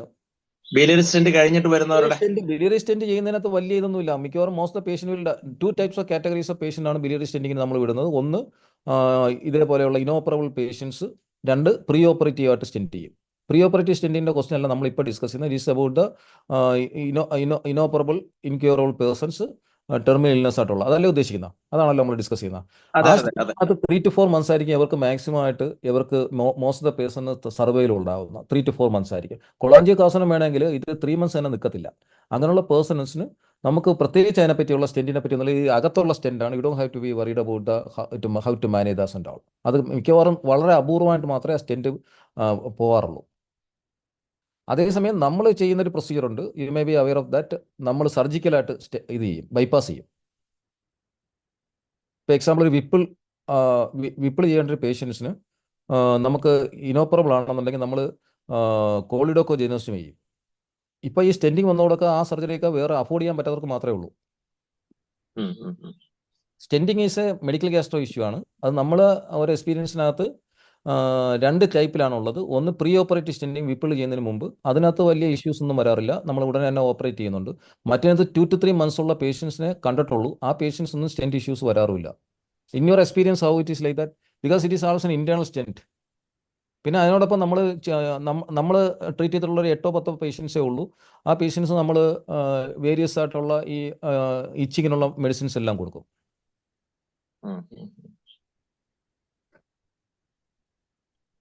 കൂടുതൽ കാണുന്നുണ്ട് കൊളാഞ്ചിയോ കാർസിനോമ, ഇങ്ങനെ ഒരു ഇനോപ്പറബിൾ ആയിട്ടുള്ള കുറെ ഇങ്ങനെ വരുന്നുണ്ട്. ഓക്കെ. അപ്പോൾ അതിനെ സ്റ്റെന്റിങ് ചെയ്യുന്നുണ്ടെങ്കിൽ ഭയങ്കര ഗുണമായിരിക്കും. കാര്യം they have only some limited life span, 3 to 6 months ആയിരിക്കും. അപ്പോൾ ആ പേഷ്യൻ്റെ ഒരു PPS ഇട്ട് നോക്കിയിട്ട് വളരെ ഒരു 3 months മുകളിലുണ്ടെങ്കിൽ, 2 months മുകളിലുണ്ടെങ്കിൽ it is always better to go for stenting. പക്ഷെ അഫോർഡ് ചെയ്യാൻ പറ്റുമെന്നുള്ളതാണ്. നമ്മൾ ഫണ്ട് ചെയ്യണം. അവിടെ എങ്ങനെയാണ്? അല്ല, അഫോർഡബിലിറ്റി പല രീതിയിലാണ് നിൽക്കുന്നത്. ഇതിനകത്ത് ഒരു മിഡിൽ ക്ലാസ്സിന് താഴെയുള്ള പേഷ്യൻസ് സപ്പോർട്ട് ചെയ്യാൻ വേറെ ആൾക്കാരുണ്ടാവും. അവരുടെ ഇതിൽ നിന്നായിരിക്കും വരുന്നത്. കാര്യം ഒരു ക്യാൻസർ ആണ്, ചിലപ്പോൾ ഓപ്പറേറ്റ് ചെയ്യാൻ പറ്റില്ല. അപ്പൊ താൽക്കാലികമായിട്ട് ഇത് ചെയ്യാന്നുണ്ടെങ്കിൽ അത് കോസ്റ്റ്ലി ആണെങ്കിലും സപ്പോർട്ട് ചെയ്യാറുണ്ട് ആൾക്കാർ. അങ്ങനെയാണെങ്കിൽ അതാണ് ബെസ്റ്റ് കാര്യം. ഈവൻ 1 month പോലും ഒരു സ്റ്റെൻറ്റിങ് ഇട്ട് കഴിഞ്ഞാൽ ആ ക്വാളിറ്റി ഓഫ് ലൈഫ് ഭയങ്കര വ്യത്യാസമായിരിക്കും. ആദ്യത്തെ 15 ദിവസം കാണത്തില്ല കേട്ടോ. അത് കഴിഞ്ഞിട്ട് ആ 15 ദിവസത്തേക്ക് നമുക്ക് 10-15 ദിവസം 20 ദിവസത്തേക്ക് നമുക്ക് എന്തായാലും ആൻറ്റി ഇച്ചിങ് സാധനങ്ങൾ കൊടുക്കേണ്ടി വരും.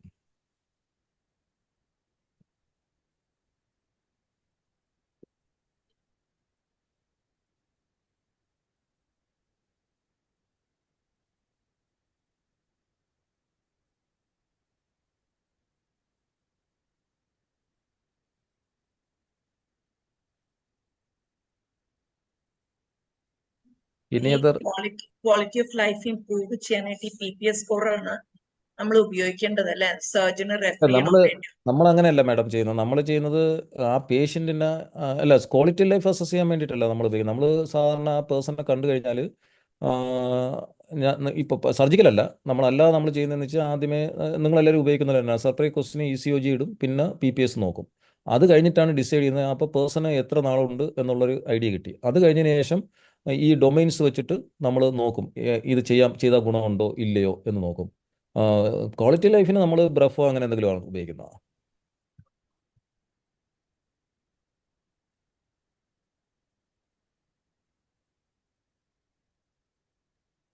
പെരിഫറൽ വാസ്കുലർ ഡിസീസ് ആ ആംപുട്ടേഷൻ ഓ അത് ശരി, അത് മറന്നുപോയി.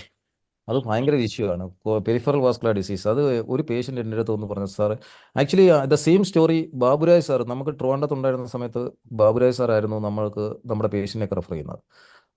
സാറ് ഒരു സ്റ്റോറി പറഞ്ഞിട്ടുണ്ട്. അത് സെയിം എക്സ്പീരിയൻസ് എനിക്ക് പലതവണ ഉണ്ടായിട്ടുണ്ട്. സൂയിസൈഡ് ചെയ്താൽ മതി എന്ന് പറയും, അത്രയ്ക്ക് സിവിയർ പെയിനാണ് നമ്മുടെ POVD ഉള്ളത്. അപ്പോൾ POVD പലപ്പോഴും നമ്മുടെ മെഡിസിൻസ് പലപ്പോഴും പാടാണ്. നമുക്ക് ഇപ്പോൾ കുറച്ച് പരിപാടിയുള്ള ഈ ഇൻ്റർവെൻഷണൽ പെയിൻ മാനേജ്മെൻ്റ് ഉണ്ട്. അത് നമ്മൾ ട്രിവാൻഡ്രത്ത് ഒരു ഡോക്ടർ അൻസാറാന്ന് ചെയ്യുമായിരുന്നു. അവിടെ എങ്ങനെയാണ് നമ്മുടെ മെഡിസിൻസ്, പാലിയേറ്റീവ് മെഡിസിൻസ് അസച്ച് വെച്ചിട്ട് നമ്മൾ ആദ്യത്തെ കുറച്ചുകളൊക്കെ എഫക്റ്റ് വരത്തുള്ളൂ. റെസ്റ്റ് പെയിൻ വന്നു കഴിഞ്ഞാൽ, നൈറ്റ് പെയിൻ വന്നു കഴിഞ്ഞാൽ വലിയ പാടാ. ഞാൻ കേട്ടിട്ടുണ്ട് പണ്ട് മോർഫിൻ സ്റ്റാർട്ട് ചെയ്യുന്നത്. I have 3 patients still on morphine. പക്ഷെ അത് മോർഫിൻ മാറ്റാൻ പറ്റാത്ത സിറ്റുവേഷൻ വന്നേക്കുന്നതാണ്. Started somewhere else. അപ്പം ആ മിക്കവാറും POVDക്കുള്ള വേറൊരു പ്രശ്നമുള്ളത്, നമ്മളുടെ തിയറി അനുസരിച്ച്, നമ്മുടെ പ്രാക്ടീസ് അനുസരിച്ച് അതിനകത്ത് എപ്പോഴും ഒരു ന്യൂറോപ്പതി കമ്പണൻറ്റും വരാറുണ്ട്. അപ്പം നമ്മൾ അതും ടാക്കിൾ ചെയ്യും. പക്ഷേ എത്ര ടാക്കിൾ ചെയ്താലും rest pain, if the rest pain is there, it is very difficult to manage. Even amputation ചെയ്താൽ പോലും പെയിൻ നിൽക്കാറുണ്ട്. But patient may sometimes demand amputation. So Trivandrum, I still remember 2 or 3 patients who demanded amputation. For we can never do amputation for just that also, unless there is any gangrene or anything. But interventional pain management ഭയങ്കര useful ആണെന്ന് പറയുന്നു. I had a training in what do you call that, dry needling technique also. They people tell us this is also very useful. I am not sure and I am not convinced also. I don't have expertise in interventional pain management. I think anesthetist madams are here, they will comment on that better. പക്ഷേ medical management ആ മോറിലുള്ള patients അല്ലാതെ ഈ നമ്മൾ 1-2 പേഷ്യൻസിന് നമുക്ക് pain മാറാൻ വന്നപ്പോഴത്തേക്ക് patch വെച്ചിട്ടുണ്ടായിരുന്നു. പക്ഷേ അത് നമുക്ക് പാച്ചില്ല, അവർ വേറെ കളക്ട് ചെയ്തിട്ട് പാച്ച് വെച്ച് മാനേജ് ചെയ്തായിരുന്നു. പക്ഷേ അതൊക്കെ those patients are actually still വേറെ there on opioids. But we never started opioids for this one. And only ഒരു മോഡറേറ്റ് പെയിൻ വരെ ഉള്ളൂ. റെസ്റ്റ് പെയിൻ വരെ ഇപ്പം നമ്മുടെ എക്സ്പീരിയൻസിനകത്ത് it is very difficult to manage. What is your experience? Hello. അല്ല, ഞാൻ ഇവിടെ അങ്ങനെ വരുന്നവർക്ക് ഇപ്പൊ ടെർമിനൽ ഇതിലേക്കൊക്കെ ചിലരായി വരാറുണ്ട്. ഇപ്പൊ മോർഫിൻ ചിലർക്ക് ആവശ്യമായിട്ട് വരുന്ന കൊടുത്ത് റിലീഫ് ഒക്കെ കിട്ടാറുണ്ട്. പക്ഷെ അത് ലോങ് ടൈമിൽ മാനേജ് ചെയ്ത് വലിയ പാടാ. ലോങ് ടൈം ടെർമിനൽ ഓക്കെ, പക്ഷെ ലോങ് ടൈം എങ്ങനെ മാനേജ് ചെയ്യുന്ന അവിടെ? ഈ നമ്മൾ ഇവിടെ നമുക്ക് ട്രിവാൻഡ്രത്ത് 1-2 സ്ഥലത്ത് ഇന്റർവെൻഷനിൽ I have a patient in പള്ളിക്കലാണ്. അവർ ട്രിവാൻഡ്രത്ത് പാലിയം ന്ന് വന്ന പേഷ്യൻ്റാണ്. പാലിയംകാർ തന്നെ പിന്നെ അത് ഒരു ഇന്റർവെൻഷണൽ പെയിൻ മാനേജ് ചെയ്തു. Actually at present he doesn't have much pain. Doctor രാജി മിണ്ടാതിരിക്കുന്നു. അതാ ആദ്യം കാലിക്കറ്റില് ധാരാളം, എനിക്ക് തോന്നുന്നു ലംബാർ സിംപതെക്ടമി ആണോ ഉദ്ദേശിക്കുന്നത്? ലംബാർ സിംബക്ടമി ഇപ്പം നമ്മൾ ചെയ്യാറില്ല മാഡം. പണ്ട് നമ്മൾ PGs ആയിരുന്ന സമയത്ത് നമ്മൾ ലംബാർ സിംബക്ടമി ഒരുപാട് ചെയ്യുമായിരുന്നു. ഇപ്പം പക്ഷേ you have chemical sympathectomy madams ഒക്കെ ചെയ്യുന്നുണ്ടായിരിക്കും. രാജശ്രീ മാഡവും maybe Trivandrum I think INSAR was doing that. Maybe I think Subhash Prabhat sir here, he can comment on that, or Dr. Rajasri can comment on that. Those interventional procedures. At present, as a surgeon, we don't do lumbar sympectomy at present.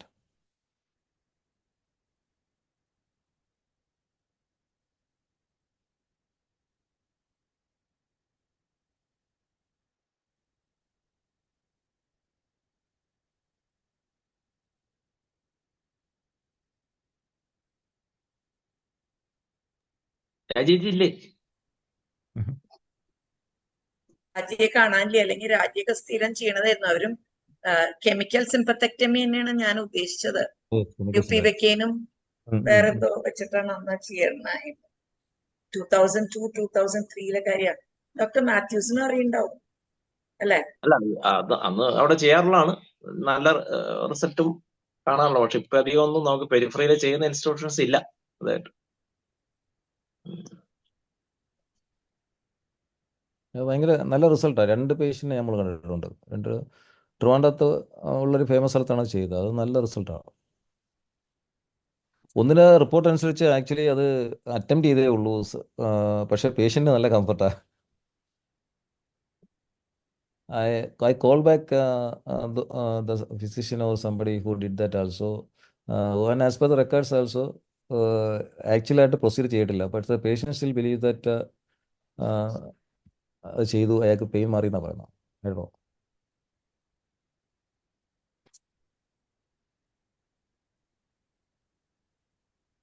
ഞാൻ സർജിക്കലിൽ നമ്മൾ ഈ wound മാനേജ്മെൻറ്റിനകത്ത് പ്ലാന്റിൻ leaves ഭയങ്കര useful ആയിട്ട് കണ്ടിട്ടുണ്ട്.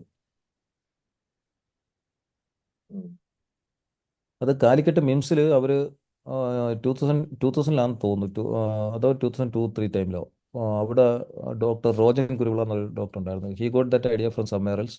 അതൊരു autoclave ചെയ്തിട്ടാണ് വരുന്നത്. അതെന്തായിട്ടാ ചെയ്യണത്? അതിന്റെ മുകളിൽ കിടത്തുകയാണോ പേഷ്യന്റിനെ? അല്ലല്ല മാം, ഇത് ജസ്റ്റ് വൂണ്ട് കവറായിട്ട് ഉപയോഗിക്കും. വെരി ഗുഡ് റിസൾട്ടാണ്. നമ്മളിപ്പോൾ ഒരു മോയിസ്റ്റ്, നമ്മൾ ബേസിക് എപ്പോഴും അറിയാമല്ലോ, മോയിസ്റ്റ് അവിടുത്തെ മോയിസ്റ്റ് മീഡിയം ക്രിയേറ്റ് ചെയ്ത് മാറ്റാലേ ഗ്രോത്ത് ഫാക്ടേഴ്സ് എല്ലാം വരത്തുള്ളൂ. അപ്പോൾ പിന്നെ രണ്ടാമത്തെ വെച്ചാൽ അഡ്ഹറൻസ് ഇഷ്യൂവും വരത്തില്ല ഈ മോയിസ്റ്റ് ഡ്രസ്സിങ്ങിനകത്ത് വരപ്പം. അപ്പോൾ നമ്മൾ പലപ്പോഴും പാലിയേറ്റീവ് കെയറിൽ ഉപയോഗിക്കുന്നത് ഒന്നീ മറ്റേ ലിക്വിഡ് പാരഫിനോ അല്ലെങ്കിൽ പെട്രോളിയോ, അല്ലെന്നുണ്ടെങ്കിൽ പറ്റുമെന്നുണ്ടെങ്കിൽ ഹൈഡ്രോക്ലോറൈഡ് ജെല്ല് ഒരുപാട് കൂടുതൽ വയ്ക്കുകയാണ് ചെയ്യുന്നത്. ചിലർ മെട്രോജിലും ഉപയോഗിച്ച് കണ്ടിട്ടുണ്ട്. പക്ഷേ ഇതിനകത്തെന്ന് വെച്ച് കഴിഞ്ഞാൽ ഹൈഡ്രോക്ലോറൈഡ് ജെല്ല് വെച്ചതിന് ശേഷം അതിൻ്റെ മുകളിൽ ഒരു ലെയർ ഓഫ് വാഴയില ആ വൂണ്ടിൻ്റെ ഇതിനേക്കാളും ജസ്റ്റ് ചെറുതായിട്ട് വെച്ച് കഴിഞ്ഞാൽ, അതിൻ്റെ മുകളിൽ ഡ്രസ്സിങ് വെച്ച് കഴിഞ്ഞാൽ, പിറ്റേത് എടുക്കുന്ന സമയത്ത് അത് ആവി കയറ്റിയ വാഴയില എടുത്തു കഴിഞ്ഞാൽ നമുക്ക് ഓട്ടോക്ലേവ് പറ്റത്തില്ലല്ലോ. എടുത്ത് കളഞ്ഞു കഴിഞ്ഞാൽ ഒരു പെയിനും കാണത്തുമില്ല. വൂണ്ട് ഹീലിംഗ് ഭയങ്കര പക്കയായിരിക്കും ചെയ്യും.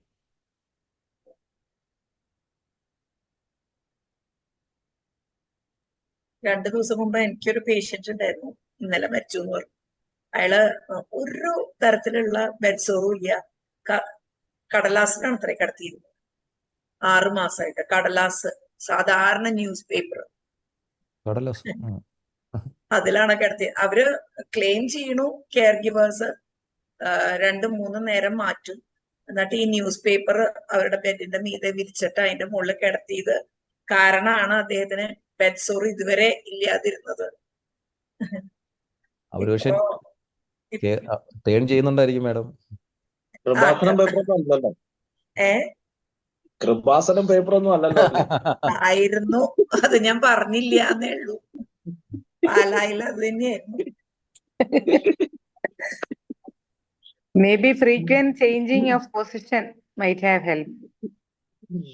അത്ര എനിക്കറിയില്ല അതിന്റെ ഫുൾ ഹിസ്റ്ററി. എന്താ വെച്ചാ 80+ ആയിരുന്നു അയാള്. പക്ഷെ കെയർ ഗിവേഴ്സ് ക്ലെയിം ചെയ്യണത് it's only because of the പേപ്പറിന്റെ മുകളിൽ കിടത്തിയത് കാരണമാണ് അദ്ദേഹത്തിന് ഒരു ബെഡ് സോറും വരാതെ വന്നത്. ഞങ്ങളുടെ അടുത്തേക്ക് വന്നത് ബെഡ് സോറായിട്ടാ. എന്തായാലും ഞാൻ ആദ്യമായിട്ട് കേൾക്കണത്, കാരണം I just wanted to let everybody know അങ്ങനെ ഒരു റെയർ ഇൻസിഡൻസ് ഉണ്ടായിരുന്നു.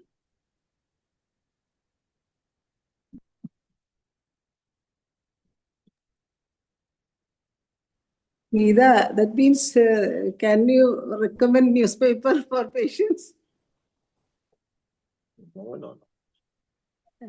How can I? ഒരിക്കലും ഇല്ല. എന്താ വെച്ചിട്ടുണ്ടെങ്കിൽ അതിൽ ലെഡ് ഇല്ലേ ഒന്ന്. ഞാൻ അവരോട് പറയാൻ ശ്രമിച്ചു. ഈ ഭരണ പേപ്പർ അവര് പറയുന്ന ഫ്രഷ് ന്യൂസ് പേപ്പർ പ്ലസ് കൃപാസന ഒരു ഷീറ്റോ മറ്റേ ഉള്ളൂ ഒരു ദിവസത്തില്. ബാക്കിയുള്ളതൊക്കെ സാധാരണ ന്യൂസ് പേപ്പർ. പക്ഷെ you can imagine how many എത്ര കൈ മാറി മറിഞ്ഞ് റോട്ടിലിട്ട് പിന്നെ എവിടെയൊക്കെ കിടന്നിട്ടാണ് ആ പേപ്പർ വരണത്. ഒന്ന്, അതിന്റെ ഉള്ളിലെ lead it's suppose to be very poisonous അല്ലെ? Carbon. പക്ഷേ they claim that is what helped him. What can you do?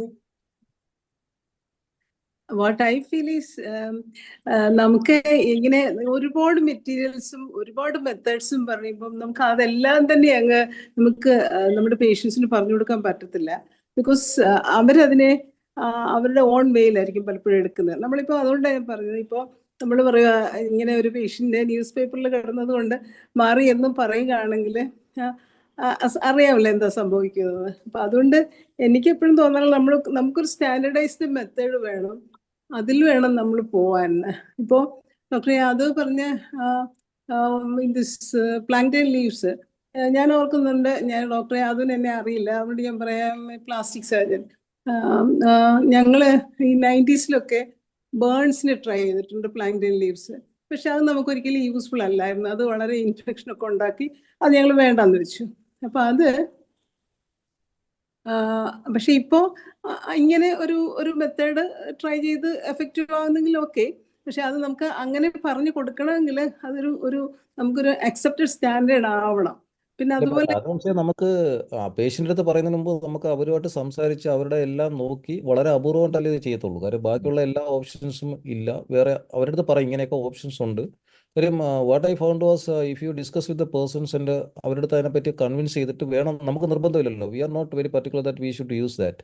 അവരുടെ അടുത്ത് ഒരുപാട് ഓപ്ഷൻസ് ഉണ്ട്. അപ്പോൾ അവരുടെ സോഷ്യോ എക്കണോമിക് സ്റ്റാറ്റസ് അവരുടെ എക്കണോമിക്സ് വെച്ചിട്ട് അവർക്ക് എന്താ പഠിക്കാം. ഫസ്റ്റ് നമുക്ക് മിക്കവാറും പേർക്ക് നമുക്ക് പ്രൈമറി PPN തന്നെ ആ ഏരിയ തന്നെ കിട്ടാറുണ്ട്. അപ്പോൾ അവർ തന്നെ ആ സിസ്റ്റത്തിലോട്ട് വിട്ട് കഴിഞ്ഞാൽ അവിടെ നിന്ന് തന്നെ കിട്ടാറുണ്ട്. പക്ഷേ ചില സമയത്ത് കിട്ടാൻ വരുമ്പോഴാണ് ഈ ക്വസ്റ്റ്യൻ വരുന്നത്. അപ്പോൾ അവർക്ക് അഫോർഡ് ചെയ്യാൻ പറ്റും, അവർക്ക് മെറ്റീരിയൽസ് അഫോർഡ് ചെയ്യാൻ പറ്റും. ചില ആൾക്കാർക്ക് നമ്മൾ ഈ ഒരു പ്രഷർ കുക്കറിൽ വെച്ചിട്ട് അല്ലെങ്കിൽ ഇഡ്ഡലിക്കുട്ടത്തിൽ വെച്ചിട്ട് ഇത് ഉണ്ടാക്കാൻ പറയുമ്പോൾ അവർക്ക് ഭയങ്കര പ്രശ്നം വരുന്നൊരു ഗ്രൂപ്പ് കാണും. ആ ഒരു ഗ്രൂപ്പിനകത്ത് ഉള്ളതാണ് അവർക്ക് അടുത്ത ക്വസ്റ്റ്യൻ നമ്മൾ ചോദിക്കുന്നത്. ഇവർക്ക് സാനിറ്ററി പാഡ്, ഈ സ്റ്റെറൈൽ, അത് ETO സ്റ്റെറിലൈസ്ഡ് ആണ്. അത് ഈവൻ പല സ്ഥലങ്ങളിലും ഉപയോഗിക്കാറുള്ളതാണ്. നമ്മൾ അത് വെച്ച് കഴിഞ്ഞാൽ പറ്റുമോ? അപ്പോൾ ഒരു പീസിന് 7.5 റുപ്പീസാണ് വരുന്നത്. അപ്പോൾ അവരുടെ സോഷ്യോ എക്കണോമിക് സ്റ്റാറ്റസ് നമ്മൾ നോക്കിയിട്ട് അവർക്ക് 7.5 റുപ്പീസ് അഫോർഡ് ചെയ്യാൻ പറ്റുമെന്ന് തോന്നിയാൽ അവരെ ഓക്കെ പറയുകയാണെങ്കിൽ അത് ചെയ്യാൻ പറയും. ചെയ്യാൻ പറ്റാത്തവർക്കാണ് ഇതും പറ്റാത്തവർക്ക് ഇങ്ങനെ ഒരു പത്രം ഉണ്ടെന്ന് സജസ്റ്റ് ചെയ്യും. കുറച്ച് ആൾക്കാർ അത് അക്സെപ്റ്റ് ചെയ്യും. It's all about discussing with the caregivers and discuss whether it is acceptable to them or why. Because we did ask them it was being practice elsewhere. That is also autoclaved. It is not a suggestion or doing like that. It is all about, it is not about the person's or the surgeon's preference. It is always also about the concerns with the caregivers. അവരുടെ വില്ലിങ്നെസ്സും അവരുടെ socio economic സ്റ്റാറ്റസും അവരുടെ കൾച്ചറും ഇത് accept ചെയ്യുന്നില്ലെന്ന് ചിലപ്പോൾ അവർക്ക് ഇതിനകത്തൊരു വിശ്വാസമില്ലെങ്കിൽ we can never ask them to do that. Even നമ്മൾ പലപ്പോഴും ഒരു തുണി എടുത്തിട്ട് അല്ലെങ്കിൽ ഓട്ടോക്ലേവ് ചെയ്ത് കഴിക്കുമ്പോൾ അവർ ചിരിക്കും, സാറേ പഴം തുണി ഓട്ടോക്ലേവ് ചെയ്താണ് വെക്കുന്നത് ഇരിക്കും. But that is still being practice in our palliative setup. We all know that is നോം. But for some many persons they even start, sir എന്താ പറയുന്നത്, തുണി എടുത്തിട്ട് ക്ലീൻ ചെയ്ത് വെക്കുമോ? അപ്പം അങ്ങനെയുള്ള പേഴ്സൺ നമ്മളത് പലപ്പോഴും അതിനെ ഇങ്ങനൊരു ഓപ്ഷൻ ഉണ്ട്. പക്ഷേ അതിനേക്കാളും നല്ലൊരു ഓപ്ഷൻ നിങ്ങൾ 7 രൂപയ്ക്ക് അഫോർഡ് ചെയ്യാൻ പറ്റിയ മറ്റൊരു ഗോയ. അപ്പോൾ പറയും സാനിറ്ററി പാഡാണോ വെക്കുന്നത്. അപ്പം അത് കൺവിൻസ് ചെയ്യണം. അപ്പം that is all person centric ആണ്. ആ പേഴ്സൺ എന്ന് പറയുന്ന സമയത്ത് അവിടെ കെയർ ഗീവറാണ്, അവരുടെ കൾച്ചറാണ്, അവരുടെ വിശ്വാസങ്ങളാണ്. ഓക്കെ. ഇപ്പൊ ചില പേഷ്യൻസ് നമ്മളോട് പറയാറുണ്ട് ഈ പപ്പയുടെ പപ്പയിനെ നമ്മൾ യൂസ് ചെയ്യുന്ന പറയുമ്പോഴും അതിന്റെ ചൊന, അതായത് കറ, അത് ഡയറക്റ്റ്ലി അപ്ലൈ ചെയ്യുന്ന പല പേഷ്യൻസും ഉള്ളത് അറിയാമെന്ന് വിചാരിക്കുന്നു. പലർക്കും അത് അറിയാവുന്ന ഒരു കാര്യം. പക്ഷെ ഞാൻ ആലോചിച്ചിട്ടുണ്ട്, can I tell a patient അത് കപ്ലിങ് അതിന്റെ ചൊന എടുത്ത് പൊരട്ടിക്കോ എന്ന് പറയാൻ തോന്നാറില്ല. That's why I was telling. നമ്മള് ചിലപ്പം നമുക്കത് പറയാൻ പറ്റത്തില്ല. പക്ഷേ ഈ പറഞ്ഞ പ്ലാന്റൽ ലീവ്സ് വേറെ പലകളിലും ഉപയോഗിക്കുന്നുണ്ടും ഓട്ടോക്ലേഡ് ആയതുകൊണ്ടും അത് പലരും ചെയ്തിട്ടുള്ളതുകൊണ്ടും മാത്രമാണ് അത് suggest is never we do never anything based on our personal experience. Even I was wonderstruck when I came to know that idli കൂട്ടത്തിൽ സാധാരണ തുണി വെച്ച് അലക്കി പാലിറ്റി കെയർ സെറ്റപ്പ് ചെയ്യപ്പോഴത്തേക്ക് I was searching that time basically I am a researcher. I was looking everywhere in the literature where such adopted methods were available. There is not evidence-backed, but we still do in palliative care setting. There are a lot of practices we do not based on evidence. But that is കാര്യം അപ്പോൾ അവിടെ ഇതുണ്ടോ, നമ്മൾ കുറച്ച് നാൾ ഒരു പേഷ്യൻറ്റിന് കുറച്ച് കാലം ഇതിലേക്ക് വന്നപ്പോഴത്തേക്ക് നമ്മൾ ഇവരുടെ ഈ ഇഡ്ഡലി കുട്ടത്തിൽ ചൂടാക്കിയ തുണിയുടെ കൾച്ചർ എടുത്ത് നോക്കിയിട്ടുണ്ട്, ഓരോന്നിനും നോക്കിയിട്ടുണ്ട്. അതിനകത്ത് കൾച്ചർ 0 ആയിരുന്നു. So actually it can B proved. that's true. അല്ല, ഒത്തിരി വീടുകളിൽ ഇങ്ങനെ പല കാര്യങ്ങളും ഉപയോഗിക്കുന്നുണ്ട്. അത് അപ്പൊ പേഷ്യന്റിന് കംഫർട്ട് ഉണ്ടാക്കുന്നെങ്കിൽ നമ്മൾ അതിനെ എതിർക്കാൻ പോകേണ്ടതില്ല. പക്ഷെ നമ്മളൊരു പുതിയ പേഷ്യന്റിന് നമ്മൾ അഡ്വൈസ് ചെയ്യുമ്പോൾ നമുക്ക് എവിഡൻസ് ബേസ്ഡ് ആയിട്ടുള്ള കാര്യങ്ങൾ തന്നെ അഡ്വൈസ് ചെയ്യുന്നതാണ് നല്ലത്. പക്ഷെ അതല്ലാതെ ഉപയോഗിക്കുന്ന ഒരാള് പേഷ്യന്റിന് കംഫർട്ടാണ്, വീട്ടുകാർക്കും കംഫർട്ടാണെങ്കിൽ നമ്മൾ അതിനെ പോയി നിരുത്സാഹപ്പെടുത്തേണ്ടതില്ല എന്നുള്ളതാണ് അതിനകത്തൊരു കാര്യം.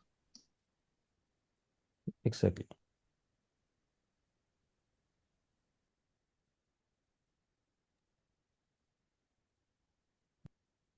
പ്രാക്ടീസിൽ പലപ്പോഴും surgical practice not about the palliative, even നമ്മുടെ സർജിക്കൽ പ്രാക്ടീസ് ടുഡേ ആൾസോ ഒരു ബെഡ് റിഡൺ പേഷ്യൻറ്റിന് ഡ്രസ്സിങ്ങിന് വേണ്ടിയിട്ട് അവർ OP-യിൽ കൊണ്ടുവന്നു. ഇത് പലപ്പോഴും സംഭവിക്കാറുള്ളതാണ്. അവർ ചോദിക്കുന്നത് വെച്ചാൽ എല്ലാ ദിവസവും അവർ പാലിയേറ്റീവ് നേഴ്സ് വീട്ടിൽ പോയി ചെയ്യുന്നതിന് പകരം അവർ ചെയ്യുന്നത് അല്ല, പാലിയേറ്റീവ് നേഴ്സ് അല്ല, അവർ തൊട്ടടുത്തുള്ള ഹോസ്പിറ്റലിൽ പോയി തൊട്ടടുത്തുള്ള മെഡിക്കൽ കോളേജിൽ പോയി ഡ്രസ്സ് ചെയ്യുന്ന പാലിയേറ്റീവ് പേഴ്സൺസ് ഇപ്പോഴും ഉണ്ട്. അപ്പം അവർക്ക് ഒരു തവണ വരപ്പോഴത്തേക്ക് ഇന്ന് വന്ന ആ പേഴ്സൻ്റെ ഇത് ചോദിച്ചപ്പോഴത്തേക്ക് പറഞ്ഞത് തൊട്ടടുത്തുള്ള ഒരു ആംബുലൻസ് വിളിച്ചിട്ടാണ് വന്നത്. അപ്പോൾ ആംബുലൻസിൻ്റെ പൈസ അവർ ഫ്രീ ആയിട്ടാണ് കൊടുത്തതെന്ന് പറഞ്ഞു. അത് വന്ന സമയത്ത് 3 പേരാണ് അദ്ദേഹത്തിനെ കൊണ്ടുവരുന്നത്. അങ്ങനെയുള്ള പേഴ്സൺസിനകത്ത് അവരെ ഒരു വൂണ്ട് കെയർ മെത്തേഡ്സ് പഠിപ്പിച്ചു കഴിഞ്ഞാൽ there is actually reducing the psychology economic agony.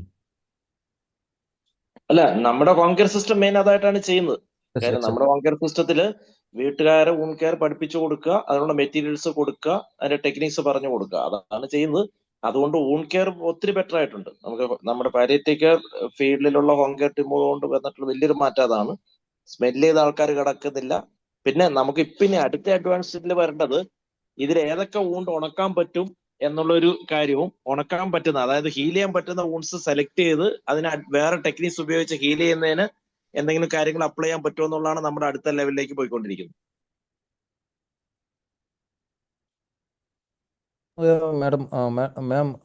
Ma'am must be knowing about that, Sara ma'am or this madam. കുറച്ച് പേഷ്യൻസ് നമ്മൾ വീട്ടിൽ വെച്ച് തന്നെ കസ്റ്റം മെയ്ഡ് വാക്ക് തെറാപ്പി ഉണ്ടാക്കി വിടാറുണ്ട്. അത് നമ്മുടെ ഡോക്ടർ അതിലിന് എക്സ്പെർട്ടാണ്. അതിൽ ഇസ് ദെയർ അല്ലേ, അവിടെ അവര് എപ്പോഴും ചെയ്തുകൊണ്ടിരിക്കുന്നത്. അപ്പൊ ഞാൻ കോട്ടയത്ത് ഞങ്ങൾ ചെയ്യുന്നില്ലായിരുന്നു. Even though I know the technique, I know that അതിൽ എറണാകുളത്ത് ദേ ആർ ഡൂയിങ് ഇറ്റ്. നമ്മളത് ചെയ്യുന്നത് എങ്ങനെയാണെന്ന് വെച്ചാൽ മാഡം, അതിനകത്ത് കോസ്റ്റ് ഫാക്ടർ വരുന്നതെന്ന് വെച്ച് കഴിഞ്ഞാൽ മെഷീൻസ് ദർ ആർ 2 മെത്തേഡ്സ് കരിക്കർ മോറിക്കോ സർജൻ്റെ ടെക്നിക്കും കരിക്കർ ജെറ്റാസ് 2 മെത്തേഡ്സ് ആണുള്ളത്. ഒന്നിനകത്ത് സ്പോഞ്ച് ഉപയോഗിക്കുന്ന മെത്തേഡാണ്, അത് മോറിക്കോ സർജൻ്റെ. കരിക്കർ ജെറ്റർ മെത്തേഡ് എന്ന് പറയുന്നത് ഗോസ്പീസ് ആണ് ഉപയോഗിക്കുന്നത്. അപ്പോൾ ഗോസ്പീസ് ഉപയോഗിക്കുന്ന മെത്തേഡ് ഇതെല്ലാം കൈനറ്റിക് ഇൻസ്ട്രുമെൻ്റ് എന്ന കമ്പനിയുടെയും പ്രോഡക്റ്റുകളാണ്. പക്ഷേ നമ്മൾ പറയുന്ന ഹോം മേക്കാണ്, അതിന് കസ്റ്റം മെയ്ഡ് ആയിട്ടുള്ള നമ്മുടെ സാധനങ്ങൾ ഉപയോഗിക്കുക. ഇതിനകത്ത് സ്പോഞ്ച് പലപ്പോഴും ഉപയോഗിക്കുന്നത് മെഡിസിൻ ഗ്രേഡ് സ്പോഞ്ച് അല്ല, പക്ഷേ നമ്മൾ കരിക്കർ ജെറ്റർ മെത്തേഡിനകത്ത് പലപ്പോഴും ഗോസ്പീസ് മാത്രം മതി. അപ്പോൾ ഗോസ്പീസ് വെച്ചിട്ട് പിന്നെ അടുത്ത വരുന്ന പൈസ വരുന്നതെന്ന് വെച്ച് കഴിഞ്ഞാൽ ഓഫ്സൈറ്റ് വാങ്ങിക്കാനാണ്. ഓഫ്സൈറ്റിന് പകരമായിട്ട് നമ്മൾ ഉപയോഗിക്കുന്നതെന്ന് വെച്ചാൽ ക്ലിങ്ങർ ഫിലിംസ് ഉപയോഗിക്കും. ക്ലിങ്ങർ ഫിലിംസ് ഉപയോഗിക്കുമ്പോഴത്തേക്ക് ഒരു വലിയ റോൾ 1 മാസത്തേക്ക് നിൽക്കും. പിന്നെ ഒരു സാധാരണ ഡ്രെയിൻ ഉപയോഗിച്ച് കഴിഞ്ഞാൽ cost will comes down to very very less.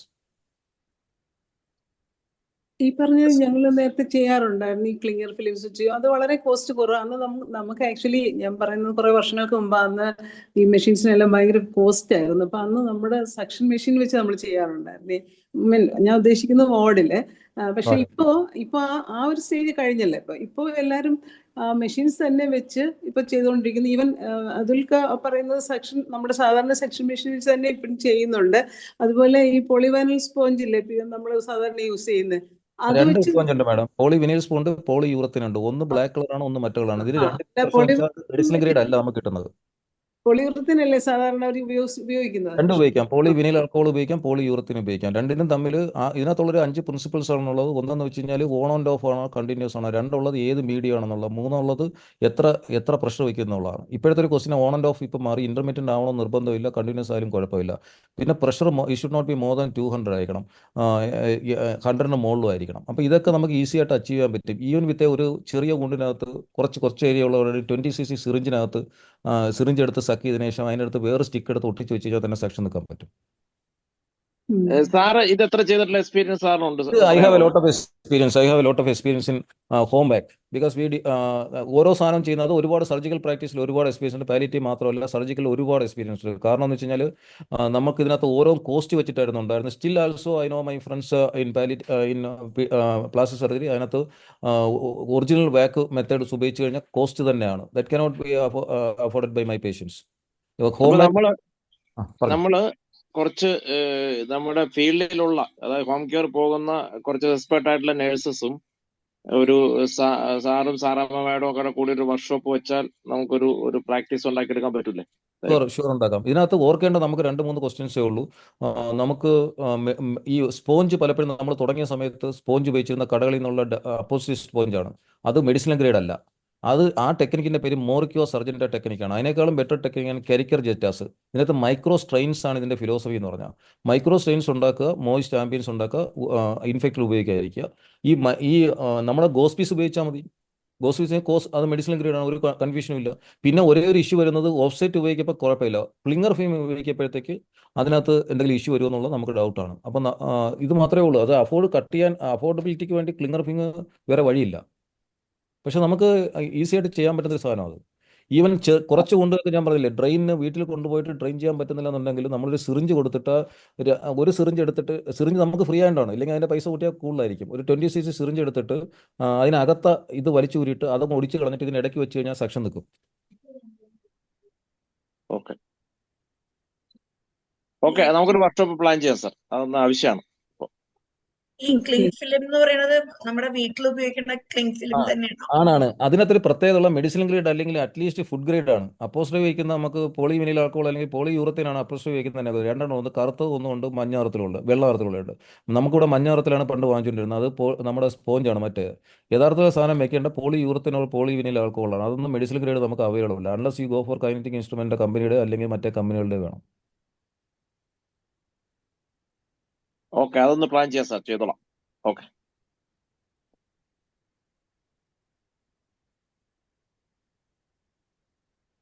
പിന്നെ കൊളോസ്റ്റമി ഇറിഗേഷൻ സാറിന് എത്ര പേരെ അങ്ങനെ?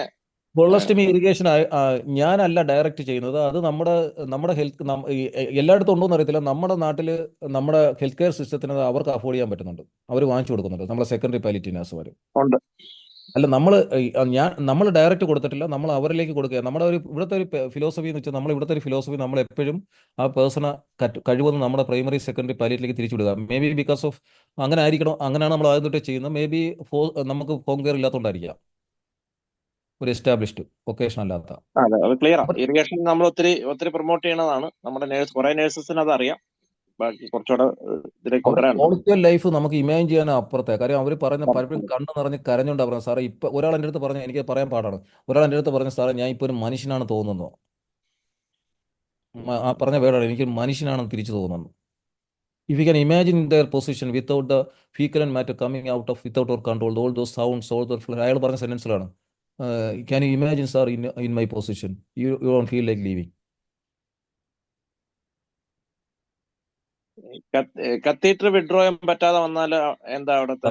അത് നമ്മൾ അവിടെ ചെയ്യുന്നതെന്ന് വെച്ച് കഴിഞ്ഞാൽ നമുക്കൊരു പ്രോട്ടോകോൾ ഉണ്ട്. പക്ഷേ കത്തീറ്റർ ഇട്ട് കഴിഞ്ഞാൽ നമ്മൾ പലപ്പോഴും കുറച്ചുകൂടെ ഫ്ലൂയിഡ് പുഷ് ചെയ്തിട്ട് ആദ്യം ഒന്ന് മുറിച്ച് കളയപ്പോഴത്തേക്ക് മിക്കവാറും പോകും. പക്ഷെ പോകാത്ത കുറച്ചെണ്ണം കാണും. നമ്മൾ ജസ്റ്റ് കുറച്ചുകൂടെ ഫ്ലൂയിഡ് കെട്ടിവെക്കും. അപ്പോഴത്തേക്ക് ഇത് എന്താ പറയുക, ബ്ലാഡർ മൊത്തം ഫുള്ളാവും. അൾട്രാസൗണ്ട് ഇല്ലാന്നുണ്ടെങ്കിൽ വീട്ടിൽ പോയി പലരും ചെയ്തിട്ടുണ്ട്. അങ്ങനെ പറയുന്നത് വലിച്ചു പിടിച്ചതിന് ശേഷം സിംബൈസിസ് പാൽപ്പേറ്റ് ചെയ്യും. അതിനെ തൊട്ട് മുകളിൽ വിരൽ വയ്ക്കും, ഒരു നീളം കുത്തും, ടക്കന്ന് പൊട്ടും, ഈ മേടിച്ചെടുക്കും. ആദ്യമേ നമ്മൾ ബ്ലാഡർ ഫുള്ളാക്കാൻ വേണ്ടി വെയിറ്റ് ചെയ്യുന്നതെന്ന് വെച്ചാൽ ചിലപ്പോൾ വളരെ അപൂർവമായിട്ട് തിൻ അബ്ഡമൽ വാളാണെങ്കിൽ നീഡിൽ നമ്മൾ ബ്ലൈൻഡായിട്ടല്ലേ ഇടുന്നത്. ബ്ലൈൻഡായിട്ട് ഇടപ്പോൾ മാറിപ്പോയി കഴിഞ്ഞാൽ അപ്പുറത്ത് പോകലെന്ന് പേടിച്ചിട്ടാണ് ബ്ലാഡർ ഫുള്ളാക്കും. ആദ്യമേ മുറിച്ച് വിടും. I think Dr. Atul was mentioning about taking out the keeping it like that and also. അതും അവർ വന്ന് വലിയ ഇഷ്യൂ ഇല്ല എന്നുണ്ടെങ്കിൽ നമ്മൾ വലുതായിട്ട് മൈൻഡ് ചെയ്യാറില്ല. അവരത് പറയും നമുക്ക് പതുക്കെ നോക്കാമെന്ന് പറയും. പക്ഷേ ഇങ്ങനെ ഇഷ്യൂ ആണെന്ന് പറഞ്ഞിട്ടുള്ള ആൾക്കാരിൽ എൻ്റെ വീട്ടിലേക്ക് പോകുന്ന വഴിയിലുള്ള വീടുകളിലാണെന്നുണ്ടെങ്കിൽ ഞാൻ അവിടെ ഇങ്ങനെ പോയി ചെയ്യാറുണ്ട്. കാരണം ഇത് കുറച്ച് നേരം കെട്ടി വെച്ചിട്ട് വയ്ക്കാൻ അവരുടെ അടുത്ത് പറയും. ചെല്ലപ്പോഴത്തേക്ക് അതൊന്ന് വലിച്ചു പിടിച്ചതിന് ശേഷം സുപ്രാപീക്ക് ഏരിയയിൽ പാൽപ്പേറ്റ് ചെയ്തതിനു ശേഷം ഒരു ഫിംഗർ മോളി വെക്കും, എന്നിട്ട് നഖത്തിന്റെ സൈഡിൽ കൂടെ ജസ്റ്റ് ഒന്ന് പോപ്പ് ചെയ്യും, അത് പൊട്ടുഞ്ഞെടുക്കും.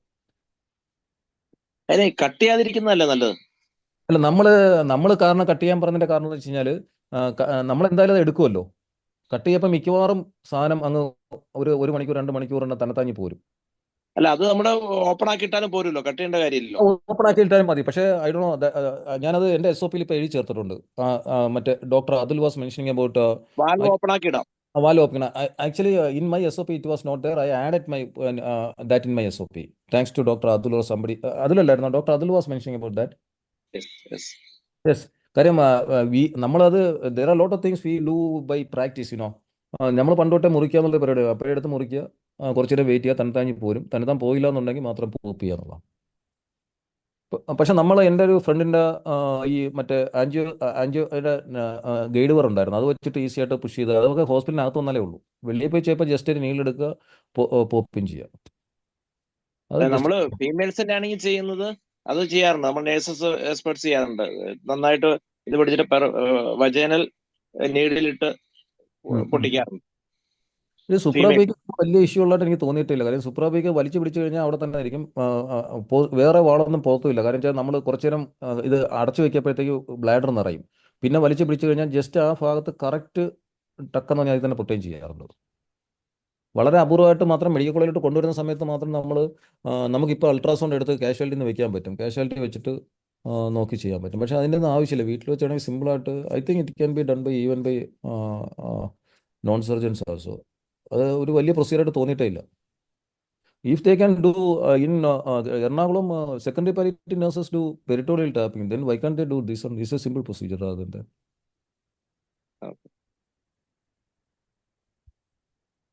ഈ പോർട്ടബിൾ ആയിട്ട് ഏതെങ്കിലും USC ഇറങ്ങിയിട്ടുണ്ടോ?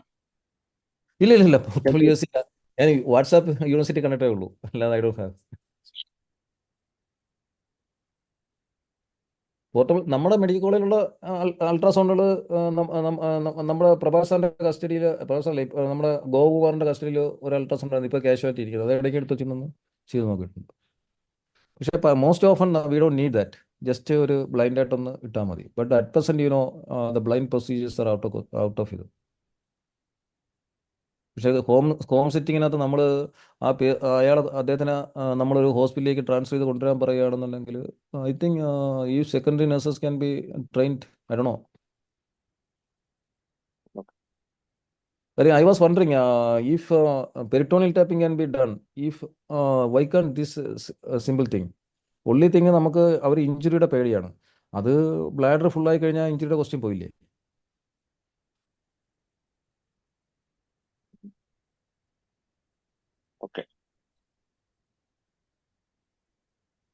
Okay, sir. Okay. So I thought that it was that correct timing was exactly from 8 to 9. അതൊക്കെയാണ് സാറേ. പക്ഷേ when it's interesting ഇങ്ങനെയൊക്കെ സംഭവിക്കും. അല്ല, ഞാനതുകൊണ്ട് ടോപ്പിക്ക് പെട്ടെന്ന് കട്ട് ഷോട്ട് ചെയ്തു. ഞാൻ പെട്ടെന്ന് okay, sorry. Thank you, sir. Good night. Yeah, sir. I want to really thank you and your DP, which says eternal ignorance, elusive knowledge, and ecstatic emptiness. അതിന്റെ താഴെ എഴുതിയിട്ട് nowhere and now here. That is very, very appropriate. Thank you very much and good night. Okay. Okay. Thank you. Bye.